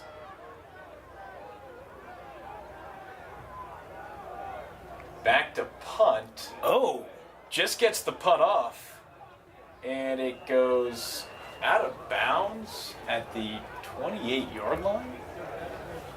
I am very interested in how close Tyler Mormon, the sophomore DB from Leander, got to that punt. In a way, it looked like he was pulling up at the end, so he didn't block it. I guess they didn't have the full block on. But to me, that looked like if Leander wants to get one of these punts off of the foot, I think they can do it tonight. So 8 seconds left for the Lions. Kind of in that middle ground. I told you to plan for the 20 in and from the 40 out, and of course they're lining up near the 30. I see 4 receivers split wide. I think that they're going to try to maybe run a 10 or 15 yard out, get a completion, and then get one deep. Let's see it. Mitchell, Right Woolridge, trying to beat one man, nearly gets tackled by his own man, and gets spun down around the 45-yard line, and that'll take us to halftime. Hendrickson in front of Leander, 33-20. You're streaming live on KVUE Plus or our KVUE YouTube channel. KVUE's Friday Football Fever on Thursday. Quick Opening half thoughts, Jeff, after 24 crazy minutes of play. Absolutely love what I saw from Leander over that 2-minute stretch where they were finally stretching the field vertically using their Division I quarterback's arm. Like, he's one of the better players on the field. Show it all. Show us what he does best. And I think that's what he does with his arm. We've seen him score with his arm. We've seen him make huge plays and score with his legs. We've just seen good things from that quarterback, and I hope that they let him cut it loose in the second half. I like the dynamic running threat that Keontae Fowler, the quarterback for Hendrickson, offers you. As I said, I like how he pairs with Workman. So I really like what we've seen from both of those offenses at times. This one's going to go down to the wire. I do wonder how Hendrickson's lack of depth because of injuries will impact them in the second half. Lions trying to beat the Hawks for the first time since 2012. Hendrickson trying to snap a 3-game losing skid. Leander trying to snap a 6-game losing skid. 24 minutes away from finding out who will get back in the win column tonight. We'll have the bands next. Until then, it's the Hawks 33, the Lions 20 here on KVUE's Friday Football Fever on Thursday.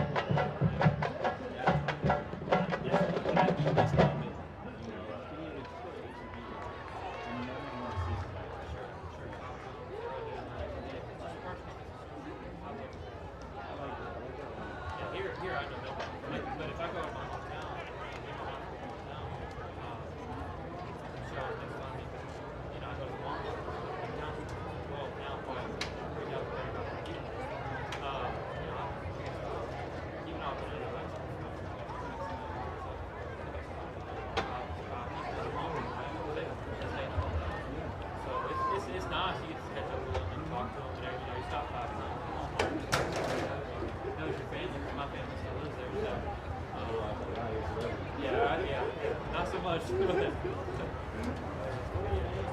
kidding. Corey, nice to meet you. Yeah, go ahead. You got a 3-2 ball game, by the way. Oh, it's not 3-2. 3-2. I haven't even paid. I actually watched the game. I haven't just finished it. Looks like Josh Young there. Sophomore senior. That's not good guy. But you can pull the balls here. So before you take that off, I told my friends for now with the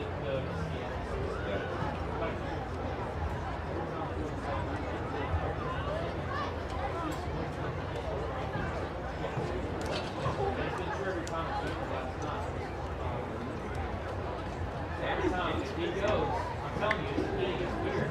So watch the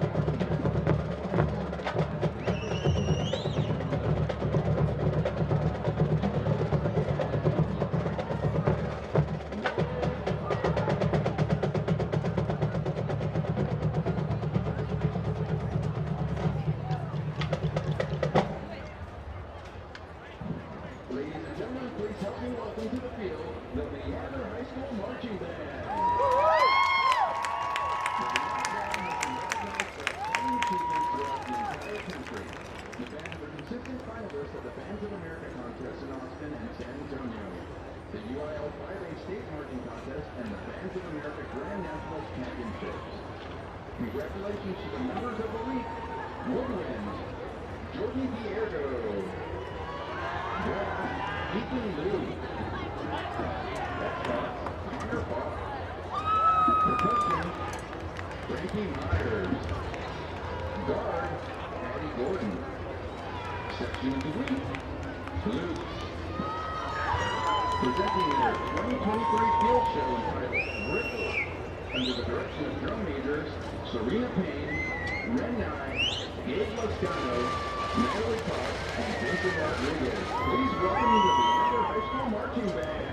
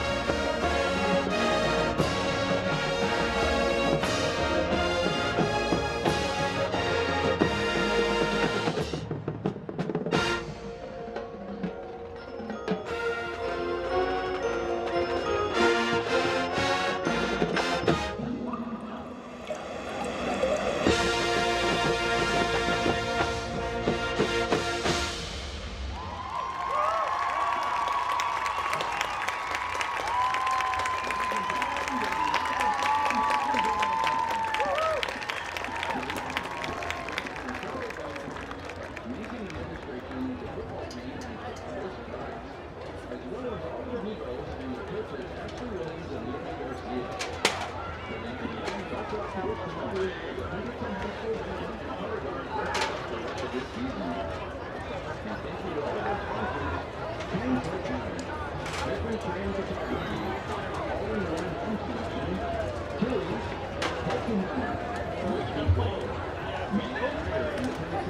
time, so for the last 6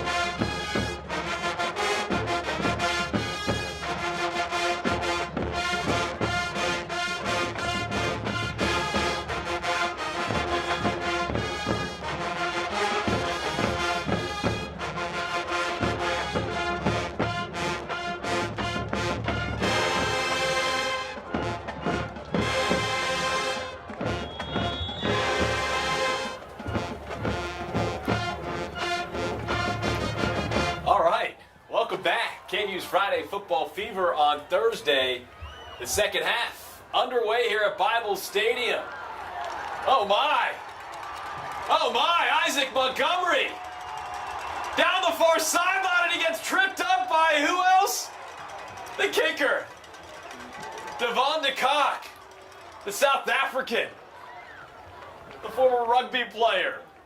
He loves to tackle, and he made a huge one there on a great kickoff return by the freshman, Isaac Montgomery. How about that start, Jeff? Yeah, it's a great start. And you know, when you're a kicker who tells your coach, I love to tackle, you can't be beat. You're the last line of defense. That's your chance to prove you actually love to tackle. And Devin did his job there. That's how you start the second half. 33-20, Hawks leading the Lions. Lions with two late scores in that first half as Mitchell takes it himself. Maybe gets 1 yard, but thought this game was all Hendrickson. Yeah, it looked like it was put away, like it was well in hand, which it really was. But Leander, 2 scores in about 40 seconds time, and what sparked that was an aggressive play call on that first drive. It was a tight end or an inside receiver up the seam, and ball placed perfectly by Logan Mitchell, who is a Division I quarterback, so let him keep on placing those perfect balls, stay aggressive on offensive special teams, and we might have ourselves a game. 2nd and 10 from the 22. Just a minute into the second half. Mitchell. Reverse. It's Mosley. Around the near sideline, inside the 10, and then taken down. That is Aiden Parker, excuse me. Parker actually had a touchdown. It didn't matter because Leander still scored.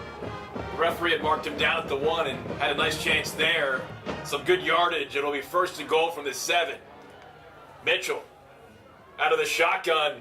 Hargrave gets pummeled, and so does Mitchell, who kept on to the football. And you mentioned that Aiden Parker big play at the end of the second quarter.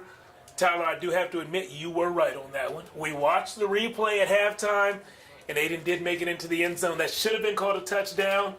It was called down to the one, and the Lions scored on the very next play. So, Aiden, you didn't get the touchdown on the stat sheet, but internally, deep down, we know you got in.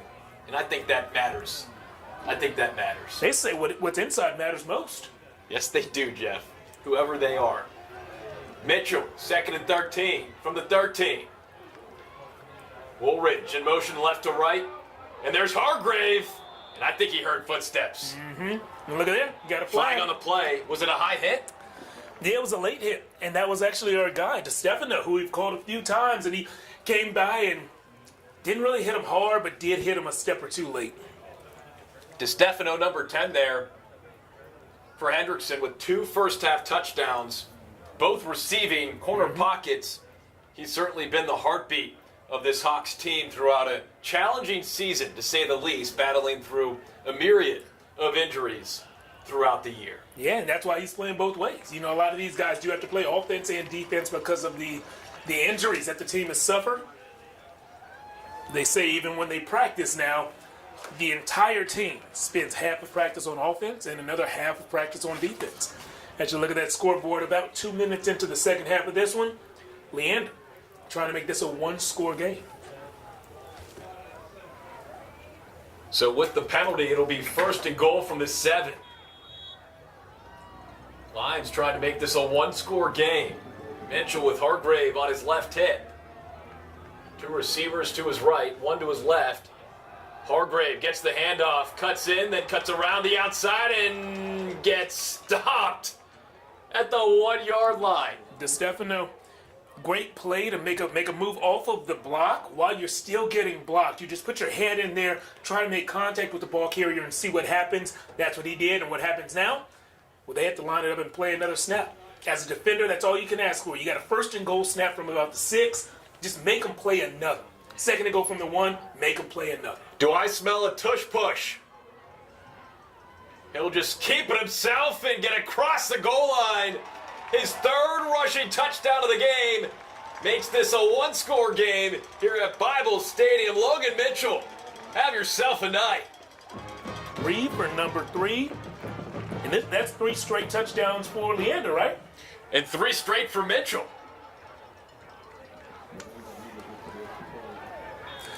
So when we thought Hendrickson busted this one open and put it out of reach, they scored 21 unanswered. Now it's time for Leander to respond with their own streak of 3 straight touchdowns. Rene Rodriguez, the freshman kicker. Extra point is up and good. So with 9:31 remaining here in the 3rd quarter, it's Hendrickson 33, Leander 27. What a crazy ball game. All Hendrickson, and now it's Leander with all the momentum. All of it. It's over here on this sideline with the guys wearing blue.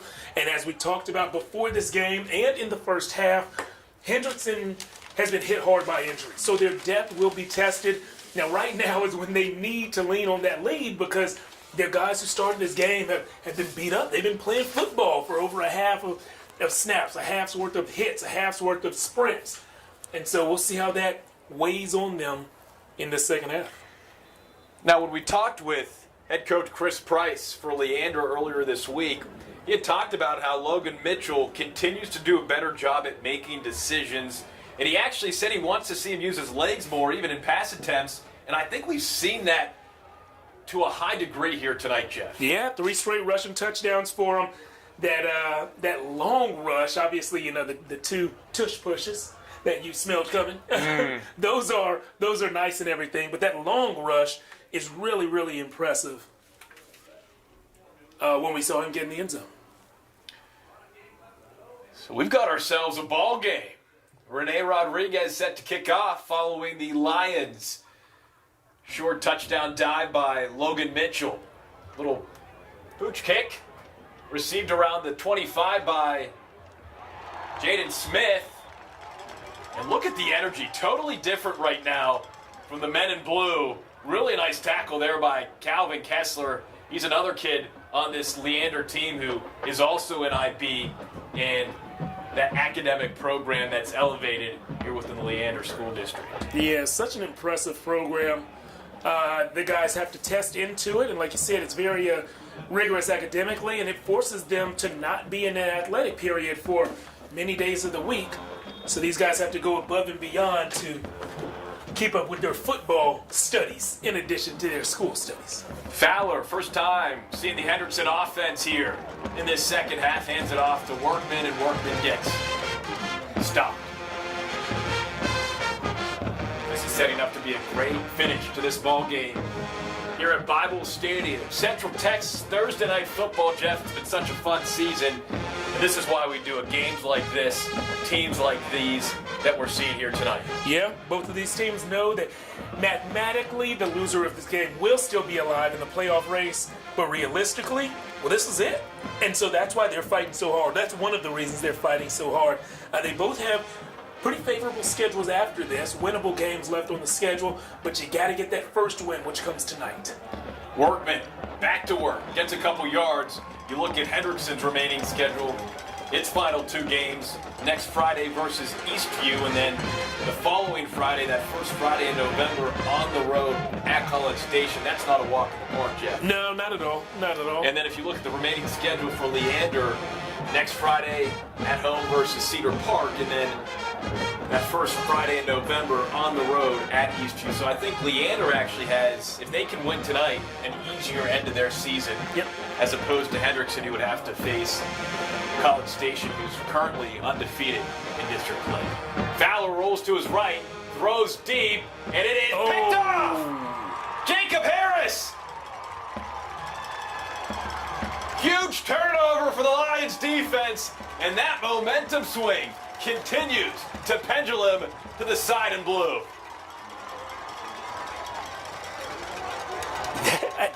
Every break is going towards Leander now after we saw every break going towards Hendrickson early in this game.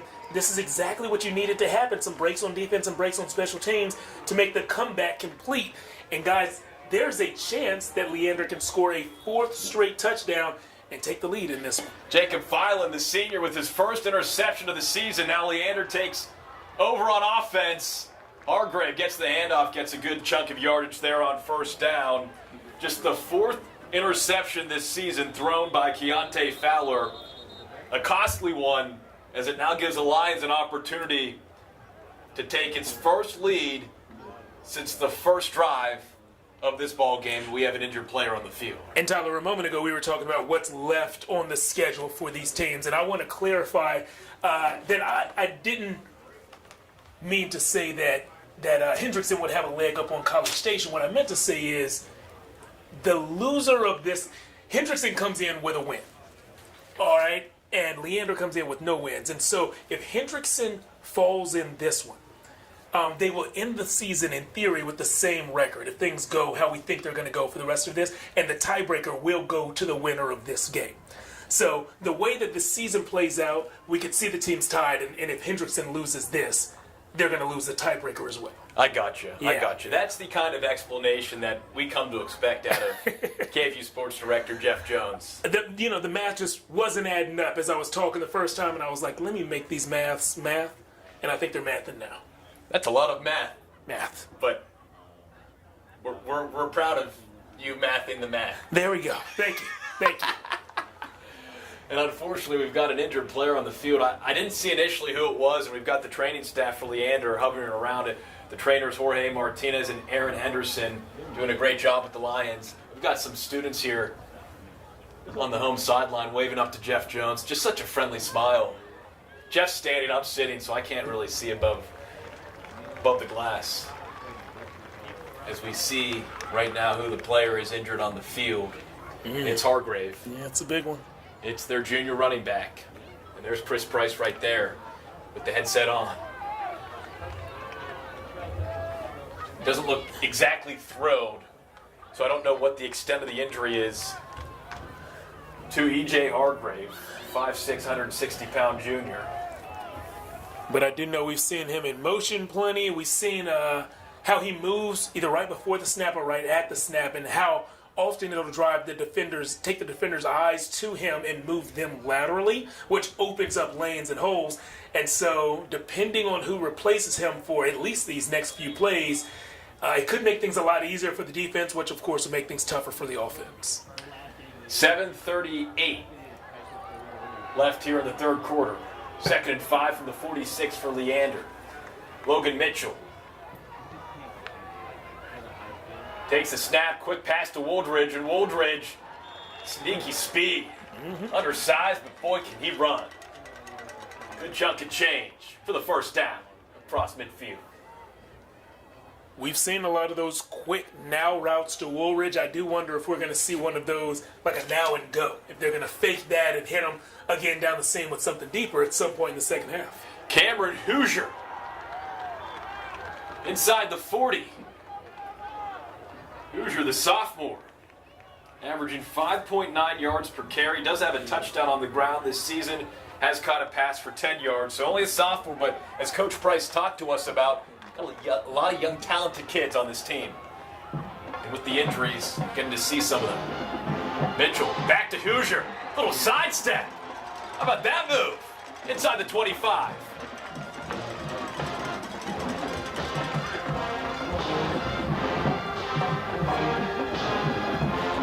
Under 7 minutes to play here in the third quarter. No huddle for the Lions. Hoosier on the right hip of Mitchell. Another quick screen pass to Woldridge. Hoosier looking to lead block and kind of push Woldridge to the side. Didn't quite get there in time. Yeah. Love what we're hustle. seeing. Love what we're seeing from Hoosier. Yeah, a sophomore is listed as both a running back and a linebacker. Sometimes it's that sophomore season where they find those guys who are tweeners. They can play one or two positions, kind of in between both, and they nail them down on a position. What we've seen so far, it looks like Hoosier's very comfortable on the offensive side of the ball. He's looking nice. 3rd and 7 from the 22. Here's Mitchell from the shotgun. Pump fake. Corner pocket. Aiden Parker looks to be pushed. No flag. Saw some contact. Referee decides to keep the yellow handkerchief in his pocket. That'll set up 4th down, and will they go to Rene Rodriguez? That would be doesn't look like a 39-yarder. Now, we're told he does have the leg for it. But, I guess the coaches say, hey, we're down 6. That field goal gets us closer, but doesn't tie us or give us the lead. We want to keep the momentum. And here we go. Hoosier bounces. Boy, can he run. Again, only a sophomore. That's a first down. Chains are moving. Interesting call. And to pat ourselves on the back, 2 plays ago, we did see that now and go that we said we expected to see. We saw the pump right at the beginning, and then they threw it to Aiden Parker in the end zone. It was incomplete, but that was the route and the concept that we expected to see at some point in the second half. Lions moving quickly, continuing with the no huddle. Hoosier getting worked hard here. Really the first action he's seen tonight. 2nd and 10, 12-yard line. Lions trying to tie and possibly take the lead in this ball game for the first time since early on in the first quarter. Here's Mitchell. Hoosier on his left hip. Woolridge in motion. Mitchell. QB keeper. Stiff arm. Spinning. Inside the 3-yard line. Just kept the feet moving. Mitchell can run. We've seen that throughout this night, and he goes down. Uh-oh. Uh-oh. Uh-oh. Leg cramp, or is that something more serious? That's something more. That's not good at all. You might be right. The way he went down, I did not think that was.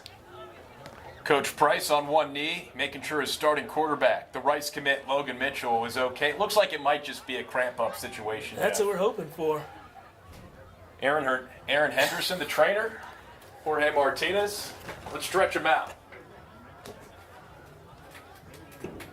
Yeah, we are hoping that he's able to. There we go.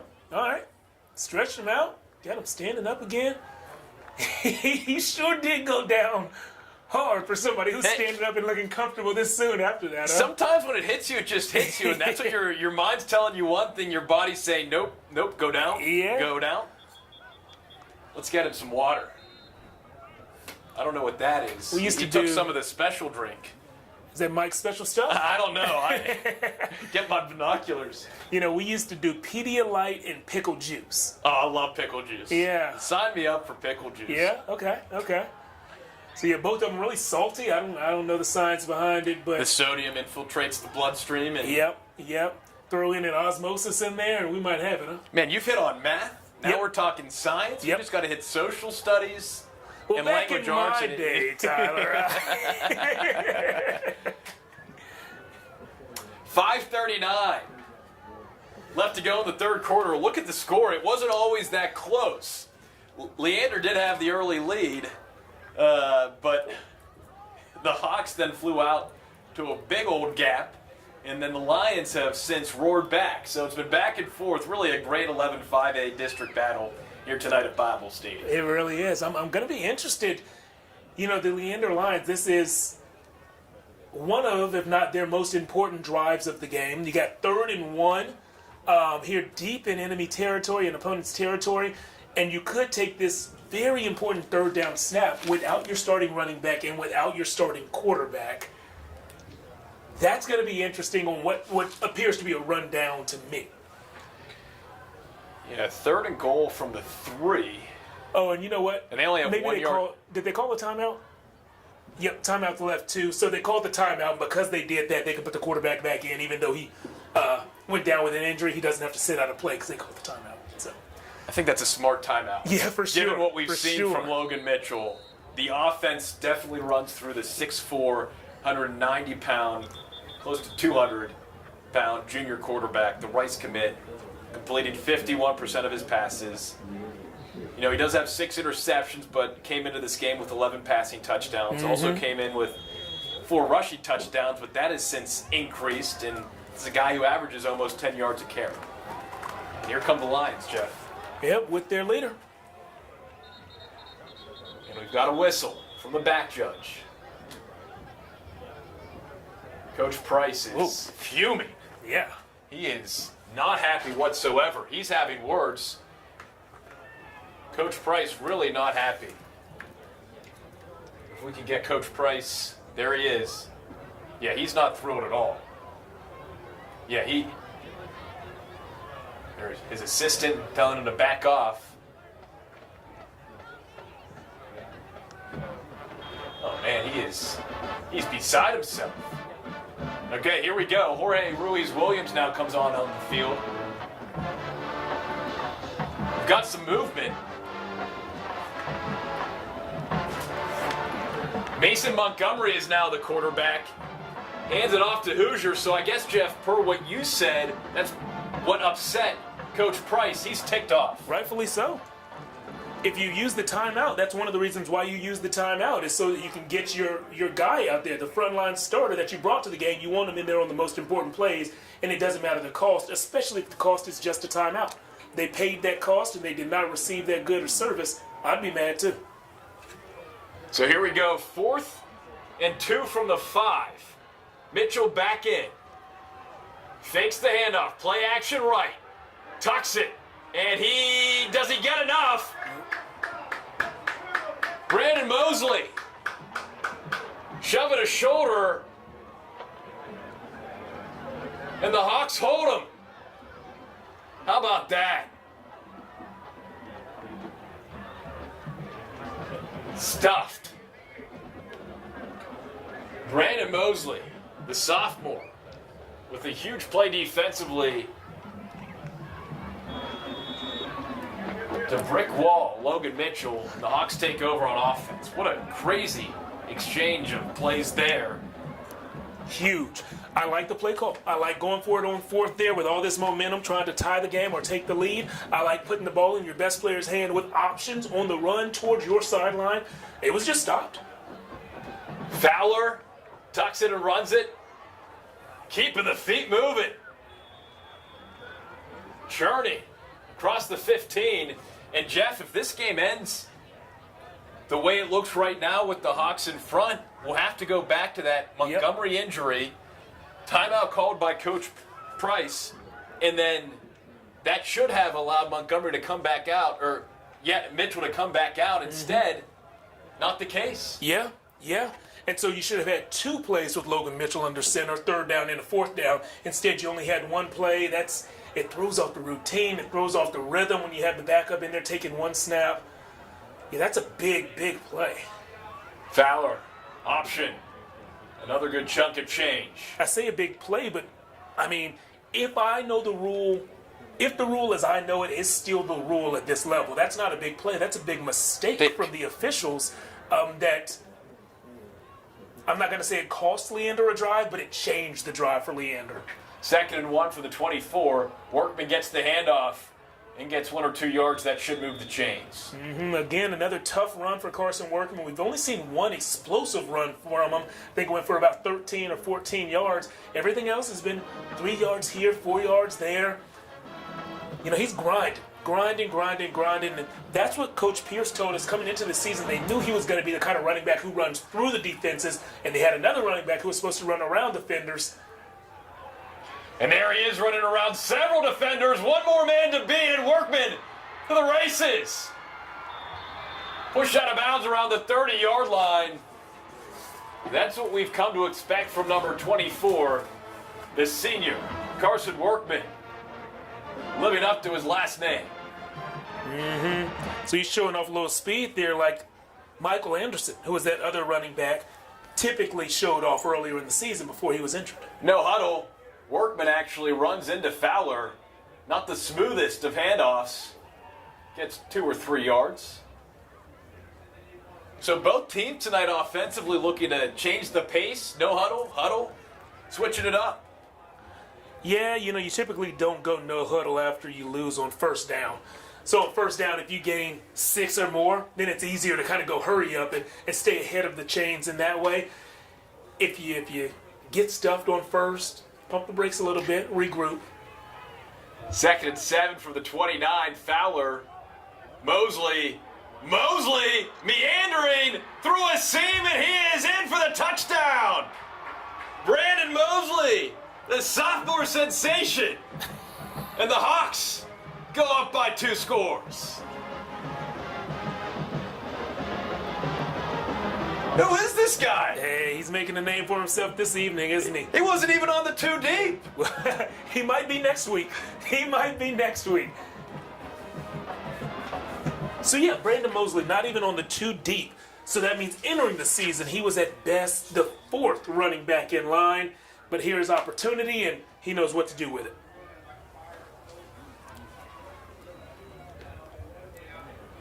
Great blocking up front by the Hendrickson offensive line. Tidings extra point is up and good, and so with 2:51 to play in the 3rd quarter, it's Hendrickson 40, Leander 27. We'll see how the Lions respond. They had all the momentum at the end of the 1st half, the start of the 2nd half, and a costly mistake by the official on a play possibly has the momentum swinging in the other direction. It's been a tough go for the Leander defense. We've seen a few plays kind of slip out a little bit. This is the 5th time they've given up at least 40 points this season, 5th time in 7 games. You just hope that the Leander offense, if you're a fan of Leander or a fan of fun, dramatic finishes, you just hope the Leander offense can answer back. We have seen them put up some serious points this year, most notably in a 41-40 loss to Bastrop. That was in week 2, and it happened to take place on a Thursday night. Something about the Thursday moon.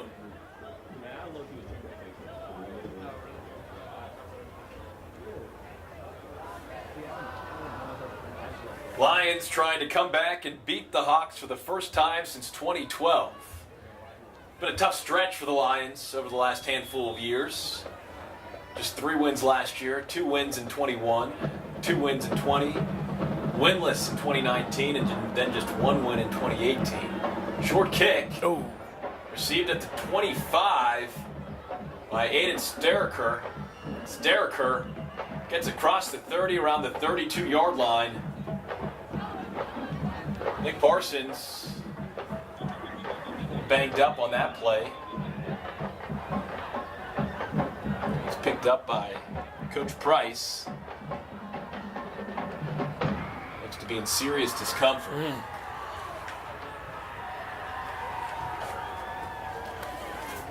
Lions back on offense, trailing by 13 with 2:44 left in the third quarter.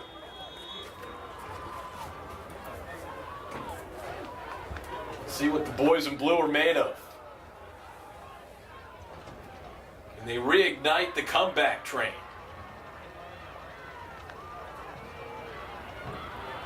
First and 10 from the 32. Here's Mitchell. Hoosier on his left. In motion is Woldridge. And the Hawks sniff it out. Braden DeRocher, the senior. Well done. That's a man gaining college interest. He's playing two ways and getting it done defensively there. 4-yard loss makes it second down and 14 from the 28 for this Lions offense. Mitchell with Hoosier on his right hip. The shotgun. Rolls right. Quick pass. Near sideline. Around the 34-yard line. Catch is made by River Hom, the junior.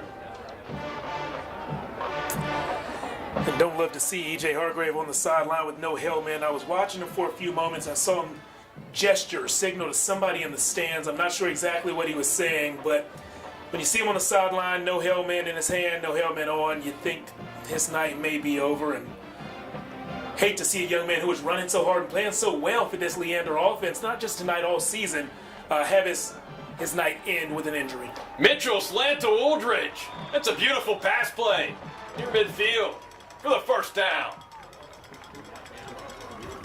Zane Woldridge, the junior, does a little bit of everything.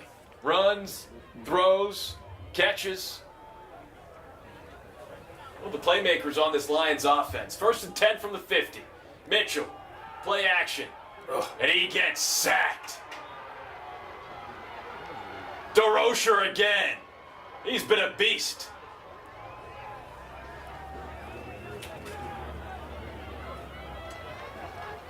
DeRocher entered this game with 8 sacks.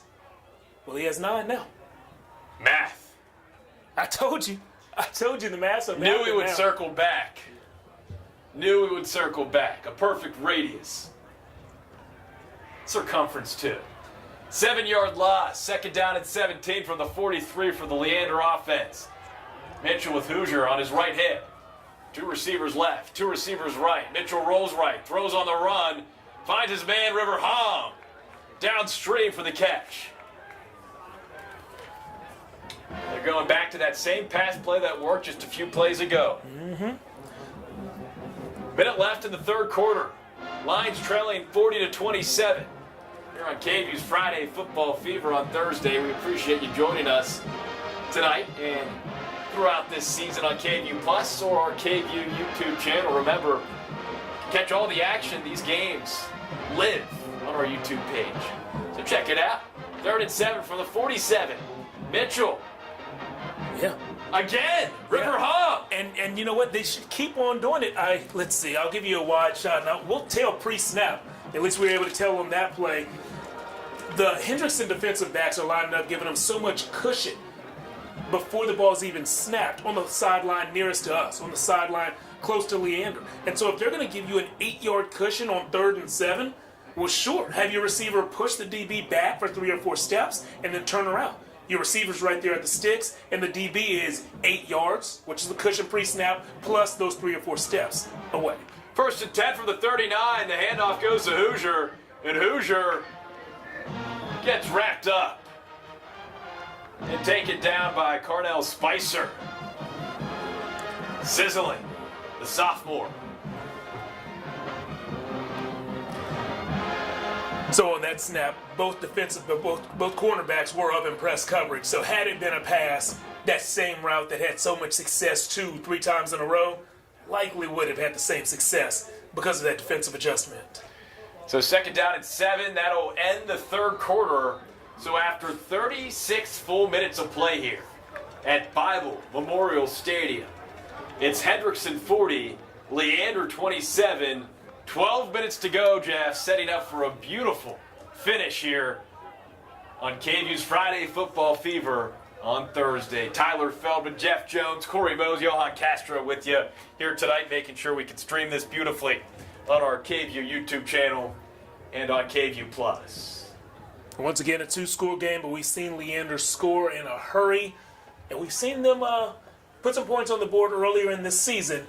I think we could see both of those things happen in this fourth quarter. I think we're in for a good finish here, but I do want to see Logan Mitchell, that quarterback, take some more shots. When he was pushing the ball vertically in the second quarter, that's when we saw the Hendrickson defense get on its heels a little bit. We saw some more holes open up for the ground game for Leander. It was just good to stress the defense vertically. It helped both the pass game and the run game, and so I think we'll see that again from Leander in this fourth quarter. And if you're Hendrickson head coach, Doug Pierce, what do you think you're saying to your team right now heading into the final quarter? Get us the ball back, and we're handing it to 24. Workman is a guy who has carried the ball a whole lot in this game, and he's carried it a whole lot throughout the season. We've seen 2 explosive runs from him, but a lot of positive carries. So even the runs that don't break free for 14 yards, 35 yards, he's still getting to the line of scrimmage and some. So even if it's 4 yards here, 5 yards there, 3 yards there, like you can rely on that to milk the clock, especially with a 2-score lead. So you're telling your defense, hey, we need one more stop right here. 2nd and 8, don't let them get the first. One more stop right here, and Carson's going to help us run this clock out. Empty set for the Lions. 2nd and 8 to start this fourth quarter. Woldridge in motion. It's reversed to Aiden Parker. Parker gets parked immediately by the Hawks defense. Mr. Mosley. Brandon Mosley. What a game he's having. Yeah. Again, he wasn't listed on the 2 deep. Offense, defense, he's making plays everywhere. And, I was worried. I was worried for Hendrickson about the depth and about how they would be able to hold up against a team in Leander that's so deep on the offensive and defensive lines, and they're holding up just fine. They changed the way they practice, and it's changed their conditioning and the way they play. 3rd and 7 from the 37. Mitchell, quick pass to Parker. Parker trying to follow his lead blockers, but look who gets right past Woldridge. Oh, my. Alusier, Akaradolu, with the nice stop. The outside linebacker, they call him AK. AK. And I was looking forward to saying his name tonight. Yeah. Not going to lie. You were practicing a little bit before the show started, and you know what? That practice paid off. Alusier made a play, and you were ready.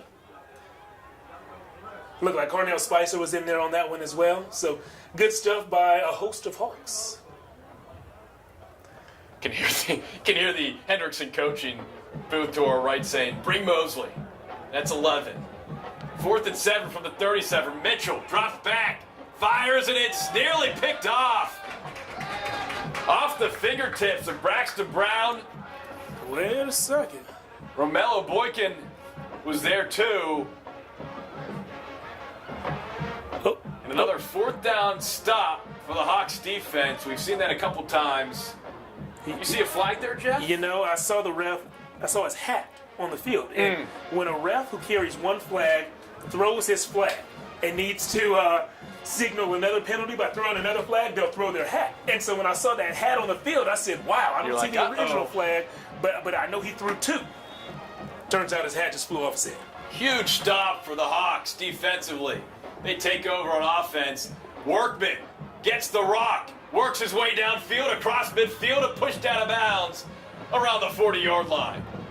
That's just a casual 23-yard gain for Mr. Workman. And remember, through the first half, he had one explosive run. It went for about 14 yards. Through the second half so far, he's already had 2 go for over 20. So he's a guy who's getting stronger as the game goes on. That conditioning is different with him. When the game is at its biggest moments and everybody's tired, he seems to gain energy. We were told that's what he was going to do, and now we're seeing it with our own eyes. And I'll tell you what, that's a beautiful sight. 10:25 left in this ball game.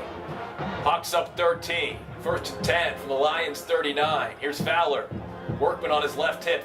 Workman gets the ball and rolls his way towards the 35-yard line. About 4 yards on that play.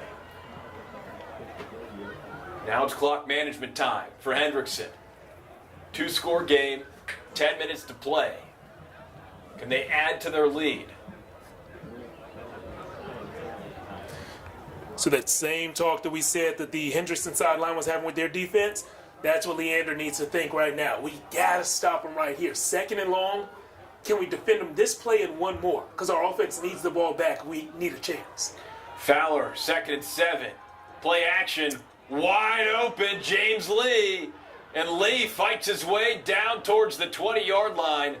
Finally brought down by number 29, Tyree Smith. That's another first down for the Hawks. And it's a very big one. Right now they have the ball at the 21, so honestly, if they didn't gain another yard, they are in realistic field goal range at this point.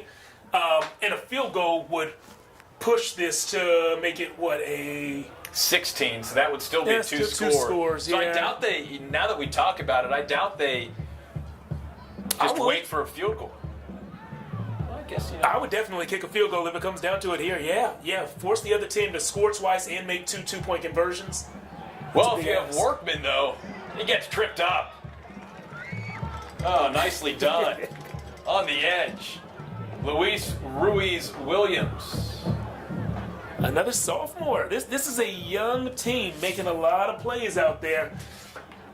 Leander hasn't been on the right side of all their games, or many of their games at all this season when the final scores are up there, but I think their luck is going to turn around soon. They have a lot of young guys getting valuable experience in games that matter.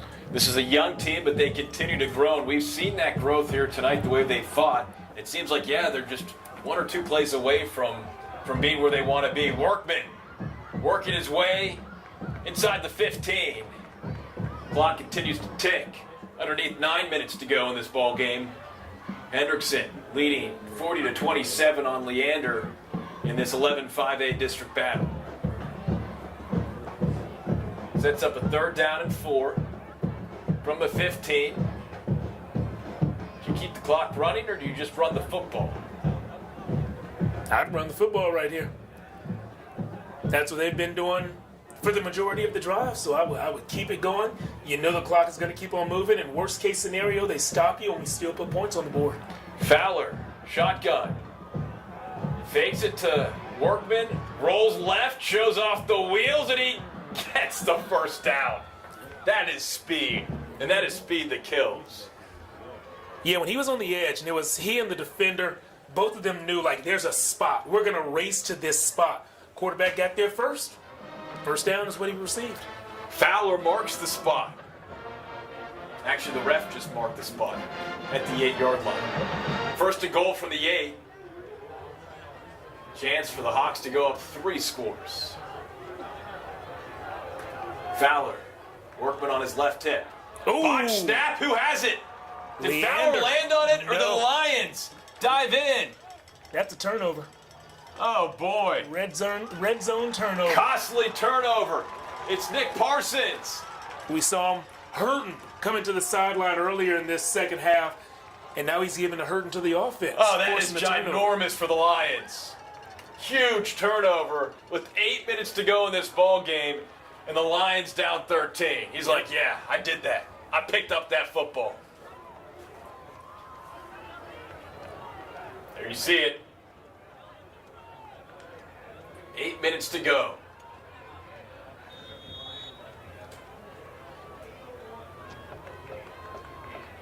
$88 yards. That's what the Lions need right now. And then they'll need to score again. So let's see how quickly they can work. Logan Mitchell, what he made of, kid. I expect to see a lot of Zane Woolridge as well. Quick pass to Parker. And Parker gets 8 or 9 yards. Hurry up here. Here we go. Lions. Who wants to be the main man? What time is it? 7:38 to go. Mitchell. Quick pass to Woolridge. That wide receiver screen. Gets a good block. Gets a great block from Joseph Morrow. And look at Woolridge. Rumbling downfield. In for the touchdown. 79 yards for number 1. And we've got ourselves a 1-score game. Well, we called it. we said we're going to find out about Logan Mitchell and we're going to see a lot of Zane Woolridge. It only took us 2 plays, and honestly, I thought the call was a little more conservative than I would have gone with. But that play ended up in the end zone, so hey, heck of a call, coach. Keep it coming. Woolridge getting a critical block from senior wide receiver number 9, Joseph Morrow. That created that separation. The extra point is up and good. Whew. That extra point was, the holder had a tough time getting that one down. He finally got it down as the kicker had already started his advancement towards the ball. That barely snuck through, but it did sneak through, so it's a 6-point lead right now. There wasn't a lot on that kick. I almost envisioned the holder was whipped cream and the kicker was kicking it off of whipped cream, and so he got a lot of the whipped cream but not a ton of the football, so it just kind of floated up into space and somehow landed just through the uprights. So with 7:23 remaining, Jeff, I don't know if that made sense. I'm in the mood for some ice cream and some whipped cream on top. There's your score. Lions now trailing by just 6 points. They'll need to hold the Hawks, get the ball back. Oh, this is an exciting finish here at Bible Stadium. KVUE's Friday Football Fever on Thursday. That's what it's all about. 2 teams trying to snap losing skids. Lions last won in week 1, 48-28 over Pflugerville. As for Hendrickson, their last win came back in week 5, 24-3 over Glenn. So here we go. Lions set to kick off. They were successful on a forced fumble on a kickoff in that first half, late in the second quarter. We'll see what Rene Rodriguez does here. Little booch kick. Shows right, then kicks it left, and there's a collision! Oh my! Oh my! Jacob Harris! Are you kidding me? A collision course leads to a gigantic turnover, and the Lions still have life.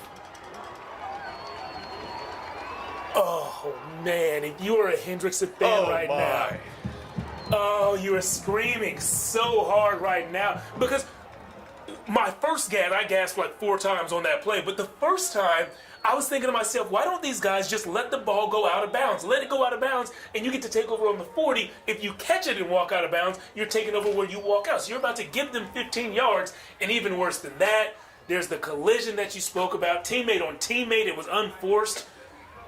Whew. 1st and 10 from the 30. Oh. I've watched a lot of football, Jeff. Yeah. So have you played it too. I've never seen a collision quite like that. And you know what? It was all set up. Rene Rodriguez looked to be kicking right, and when he actually kicked the football, kicked it left across his body. So I think the way in which the Hawks perceived where the football was going to go didn't happen, and that created that miscommunication and that misawareness. Yeah, I tell you what, I think what I hear you saying right now is how you mentally prepare before a play impacts what happens on the play, and I completely agree with that. The guys who the ball came to weren't expecting the ball to come to them, and so they were mentally prepared to do a different assignment on that play than the one they were asked to do when the play actually started. I also think that that's why this timeout was called, and that's why I love it. You got to get your guys over there and say, forget the momentum, look at the scoreboard. We're in the lead. We've been in the lead of this game the entire way. You know, sans that missed extra point early on. So remember who is in the lead right now. Remember who owns this game, owns this field, and who will own this drive. Don't let the momentum sway you. We're up. Play like we're up. Yeah, I'm not sure who owns this field right now, Jeff. Well, the home team. Right now it's the Bible. Lions back with the football. 1st and 10 from the 30. Splits left and right. Mitchell gets it off in time, and it's caught. Woolridge. Miraculous. Heavy pressure from the Hawks. Mitchell gets it off in time and floats a pretty pass inside the 15. Every zone a defense can use to cover with has holes in it. The Leander offense found the hole in that one quickly, but this play is coming back. Was there a holding? On who? Mitchell got crushed. And just when you think again, the Lions have momentum, the referees say something else. So it's 1st and 10 from the 35. 7 minutes left of this ball game. Lions trailing the Hawks 40-34. A chance to tie and possibly take the lead here. 1st and 15. Empty set. Ball in the 35. Trips right. Splits left. We've got a whistle. Timeout. Timeout. Lions use their second timeout of the second half. Hawks still have 2 timeouts to go. Oh man, Jeff, this is a fantastic football game. Again, 2 teams desperate for a win tonight. 6 straight losses for the Lions, 3 straight for the Hawks.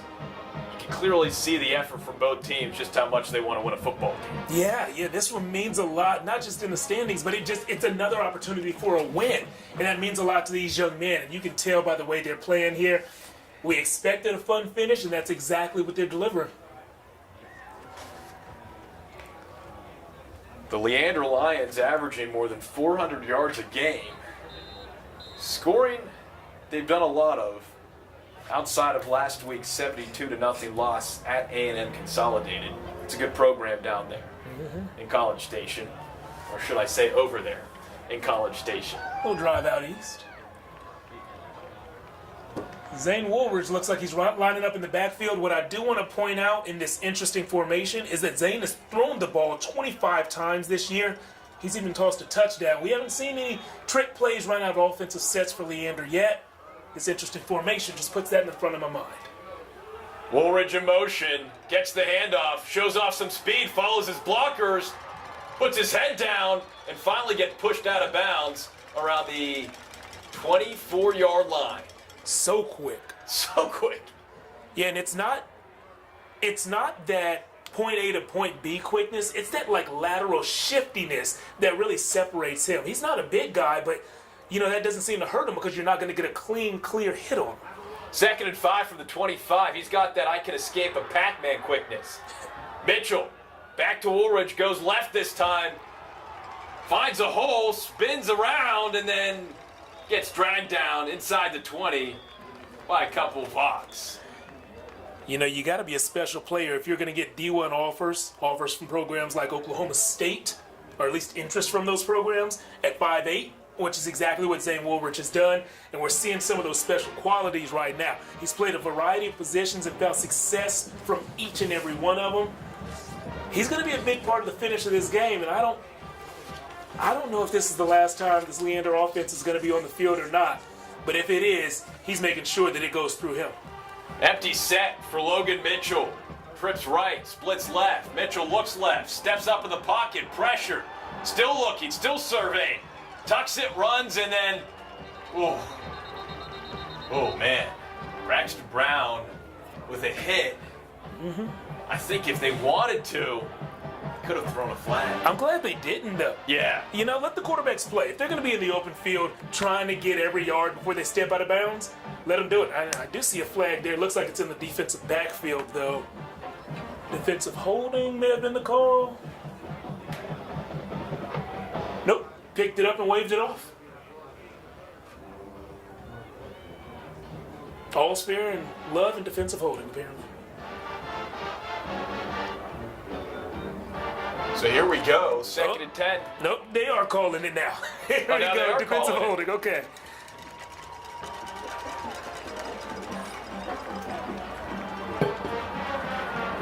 So penalty on Hendrickson. Makes it 1st down and goal from the 6-yard line with 6 minutes to play in this ball game. Lions down 6, trying to tie things up. Mitchell with Woolridge on his left hip. Fakes it, tucks it, and gets stopped immediately by Braden DeRocher. Again, DeRocher, we were told, is gaining college interest, but he's been all over the field tonight defensively for the Hawks. As we've got 70, Easton Brockman, the sophomore right tackle, down right now, injured. Logan Mitchell seems to be banged up as well. That time of the game, 5:50 left. It's just been a physical football game back and forth. Yeah. And not just a physical game, a physical season. You know, these games start to really, honestly, they start to wear on you around week 3. And you never fully recover. You get a bye week mixed in here or there, but you never fully recover. I can't quite tell what they're addressing on him. It could be a right arm that they're looking at. Jorge Martinez and Aaron Hendrickson, the trainers for this Leander Lions football program. Good to see Easton Brockman lean up. Again, Leander just 1-6. They're winless in district play 0-4, but 2 of their losses have been by just 1 point. They lost by 1 to Bastrop, and they lost by 1 to Del Rio. 2 really close ball games. Round of applause for Easton Brockman. And, you know, I'll be honest, they played the top half of the district. So they played the team. There was a 3-way tie for first last year. A&M Consolidated, Georgetown, and College Station. They played and lost to all 3 of those teams. Played against a Glenn offense that's tough to prepare for. So they've struggled, but against teams that are built to make you struggle. So how they respond over this final stretch will determine a whole lot. If they end this year on a 3-game win streak, there's a chance they can grab that 4th playoff spot and turn around their recent luck, their recent success. Hope is certainly alive here at Bible Stadium. 2nd and goal from the 6. Let's see what the Lions are made of. Down 6. Trips right. Here's Mitchell. Parker in motion. Up the middle. And he's got his man. Joseph Morrow. Marvelous. And we're all tied up at 40. Touchdown Lions. This is incredible. This is incredible. We thought that this one was as close to being over as it could be when the Hawks, Hendrickson, rattled off 21 unanswered points. But since then, it's been just wave upon wave of Leander. They've won on special teams. They've won on offense. They've won on defense. That red zone turnover was huge. They deserve the lead that it looks like they're going to get if this kick goes through. Rene Rodriguez, the freshman. Kick is up. Kick is good. And Leander has the lead. Down 13 at one point here in this second half. Now leading 41-40 with 5:23 left to play. And Big Gotta Brother, love it. Did you see Big Brother just gave Little Brother some tips right there? Right between it, that's how long it takes, you know, just to give a piece of valuable information from the time that you complete the PAT to when you grab the kickoff tee and you go to the huddle. You have one last little nugget from Big Brother, and I don't know if it was about the direction that this kickoff should go, or, you know, maybe it's, hey, pooch it the same way you just did last time, do that to the opposite side of the field. But we saw these tips have paid off. It resulted in 2 extra possessions so far for Leander. So, hey, big bro, down there coaching special teams, you keep on doing what you're doing. Maybe he said kick it as hard as you possibly can, line drive to hit the front row of Hawks, and it just bounces back at us. How about that? Maybe that was it? That would be nuts. That's just some brotherly love. 41-40, Leander. Looking for its first win since week 1. Also looking for its first district win of the season. The boys in blue came to battle. Let's see how the Hawks respond. In charge for a lot of this football game, but you've got to credit Leander's fight. Here's Rene Rodriguez, only a freshman. We'll see how his live leg gets going here on this kickoff. Boots it. Receives around the 14-yard line. DeStefano. Spencer DeStefano across the 30 and taken down around the 32-yard line. Oh, what a ball game here at Bible Stadium. 41-40. Leander coming all the way back to take the lead over Hendrickson. 41-40. Tyler Feldman, Jeff Jones, Corey Mose, Johan Castro with you here. So glad you're with us on KVUE's Friday Football Fever on Thursday. Whether on KVUE Plus for our KVUE YouTube channel. This has been a fun one. Great back and forth ball game on Thursday night in Central Texas. And Tyler, you were talking a moment ago about how this would be Leander's first district win of the season. That's very true, and it would also be their first district win since the day before Halloween in the year 2020. This is a streak that extends 2.5 seasons. Just incredible. Workman gets the rock and gets about 4 or 5 yards. 5 minutes to go.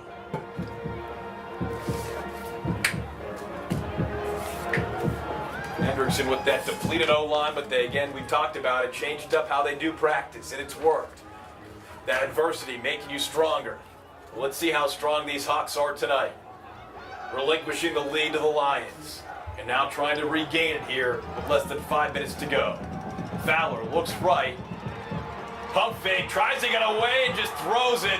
Fantastic pressure there by 46. Luis Ruiz-Williams, another sophomore stepping up. The youth movement on this team is something serious. And when you got a group of young guys who are talented and now they believe, they can be scary for years. That sets up a 3rd and long now for Hendrickson. 4 minutes left in this ball game. The clock continues to tick. 3rd and 17 from the 25. Trips left, splits out to the right. Fowler looks left, rolls right, surveys, keeps it, makes one man miss, makes another man miss, and finally gets pushed out of bounds around the 38-yard line by Calvin Kessler. Yeah, it was a risky move by senior DN Joe Weesey. It was Joe's job to keep the outside leverage there and make sure quarterback didn't break contain on the right side, the sideline that he actually broke contain on, closest to the Leander sideline. Joe did kind of like a swim move inside. That's not his gap. What you can do, but what they'll tell you on the D-line is if you take a gap that isn't yours, you got to make it. If you take it, make it. He took it, didn't quite make the play, and it resulted in that 15-yard gain. So 4th and 3 from their own 39. The Hawks call their second timeout of the half. So both teams now with just one timeout left. 3:54 left in regulation. Lions roaring all the way back. So impressive to take a 41-40 lead. And we did see pockets of that fight from Leander tonight. It was just a matter of not if, but when they were able to take the lead. Tyler, I want to agree with that, but I don't know if that's how I feel. I didn't think that it was inevitable that Leander was going to come back in this one. I didn't know. I saw that they weren't going to quit, so I knew that was going to happen, but I didn't know that they would get enough breaks. And you can play great on offense, great on defense, and great on special teams, but if you don't get those breaks, the ball bouncing out of a quarterback's hands in the red zone and your DN beating the offensive tackle on that play and being right there to catch the ball. If you don't get those breaks, then you're not going to have a chance to complete the comeback. They got those breaks, and it looks like they might be able to complete this comeback. So Hendrickson calls a timeout, and now Coach Price with the Lions calls his 3rd and final timeout of the half with 3:54 remaining. Yeah, wanted to see the offensive formation there. We saw a traditional spread. Workman was in the backfield next to the quarterback. We had 2 split out right, 2 split out left. Everything in the playbook is an option here for Hendrickson. 4th and 3, you got a running back like Workman that can break long runs and traditionally gets 3 or 4 yards a pop. Like, you could run a zone read, which is something you install on day one. I do like calling a safe play right here, a play that your offense is familiar with. So you could call a zone read, which gives you options. Is the quarterback going to hand it or is he going to keep it? So you don't have to predetermine before the snap who's getting the ball and where they're going. I like that. I love options post-snap. I like safe, and I like putting the ball in your stud's hands. So I think that we could see Workman with the ball, we could see DeStefano with the ball, and we could see Fowler with the ball. But those are the guys who have made plays so far, and I expect them to be the guys who are leaned on 4th and 3 with the game on the line. 4th and 3, high formation. Here's Fowler. Heavy pressure, gets rid of it, and it is deflected away. Deflected away. What a play the sophomore diving in front of the pass from Fowler, saying, I don't think so. Not in our house. Wow. Excellent play made, and the Hendrickson offensive coaches were thinking exactly what we predicted. It was an RPO, so your quarterback did have options post-snap. He could hand it to Workman, he could keep it himself, or he could throw it to DeStefano, and so those are the three guys we mentioned were all involved in the play. So turnover on down for the Hawks. Defense will have to be stout here to try to limit the Lions from scoring again. Leander trying to win its first district game in 3 years. First and 10 from the 39. Woolridge, burst of speed, gets wrapped up by Braxton Brown. Luckily, Braxton was there because Woolridge had a seam. Yeah, the way he took the ball, and man, his first few steps are so quick. I thought he was gone. 3:30 left in this ball game. Hawks with one timeout left. Clock management time for Leander. Obviously, you've got to get a stop here on second down. Hope for a stop on third down. Call the timeout, and then go from there. Yeah, and if you're Leander, you're thinking, we got to make at least this first down. We cannot end this drive without at least a field goal. And there's Woolridge sliding. Stand in bounds. Got hit up high, slow to get up, but stayed in bounds, Jeff, like you said. That'll set up a third down from the 33-yard line. Yeah, this is smart. This is smart. Get Woolridge out of there. Oh, or at least get him out wide. So Lorem Portion. Yeah, they're getting him out of there. That's smart. You guys taking more hits than he's used to taking. This guy's used to playing kick return and receiver, and that probably adds up to what? 20 legitimate hits a game if he's heavily targeted. Now he's playing as a running back. This is just more punishment than he's used to. Here's Gorshi. Comes in off the bench and gets the rock and gets across the 30. Huge. And did he get enough for the first down? He does. That's the ball game. That should just about wrap it up. How about this, Jeff? Come back for the ages. Wow. They were down 40-27 not too long ago. Yeah. This game was one drive away from being over in the other direction. And now Leander has come all the way back. And it looks like they're just a few plays away from closing this out. Winning by the same narrow margin and score that they lost by earlier in the season. Less than 2 minutes to go.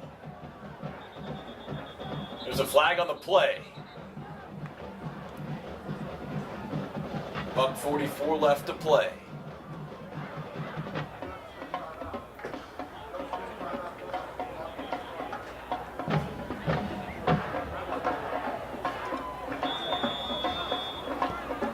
Hendrickson, with 1:44 left, calls its third and final timeout. I mean, at this point, Jeff, you've got to somehow force a turn. I don't know what you do. Yeah, and I'm trying to make the math again to see what the clock will look like. It looked like Leander was going to try to center that thing up. You got 4 downs here. Yeah. 25 on the play clock. So you do that 3 times, and then you That's basically kick the the field ball goal, and Right? well, you do that 3 times. You kick the field goal because You'd leave the Hawks with the ball with less than 10 seconds left. right. Math. Your math is mathing. I'm mathing.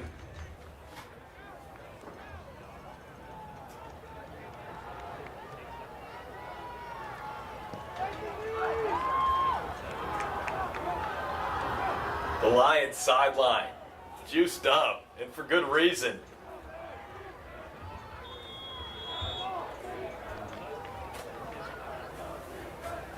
Lions looking to seal the victory.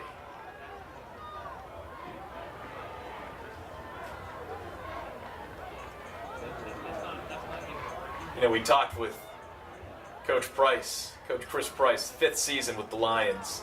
Gone through some challenging times, but this certainly would be a victory that he will remember. There Lions we go. take a knee. Yeah, we have the 40 on the play clock now. I was I was looking at the 25, but that's after a timeout. And I was like, well, 25 and 25 is 50. Yet another 25. That's not taking as much stuff. But when you have the 40 on there, as expected, now the math is mathing. And yeah, you were talking about Coach Price and his feelings about this matchup coming into the game. He's been through it, Jeff. It's been a tough and challenging tenure so far, but he was so upbeat about where his program's at, all the young talent, and we got to see that here tonight, which is pretty cool. Yeah, the future is very bright for this program. They're already doing something that they haven't done in 3 seasons. This is their first, like we said, first district win since October of 2020 against a team that's no longer even in the district. That's how long it's been. It was before redistricting the last time they've done this, and now they've done it in front of a home crowd, and they keep playoff hopes alive. If things go as we believe they're going to go, these two teams could have matching district records at the end of the season. I don't want to say how we think they're going to go, because Eastview, Cedar Park, those are good teams. But Leander has the tiebreaker over Hendrickson, and that could be very important a month from now. And this will just about do it. 3rd and 26 from the 45. Mitchell takes a couple steps back, drops down on one knee, and the comeback is complete. For the first time since 2012, the Leander Lions take down the Hendrickson Hawks 41-40. The Lions picking up their first district win in 3 years. And snapping a 6-game losing streak in the process. What a night for the boys in blue.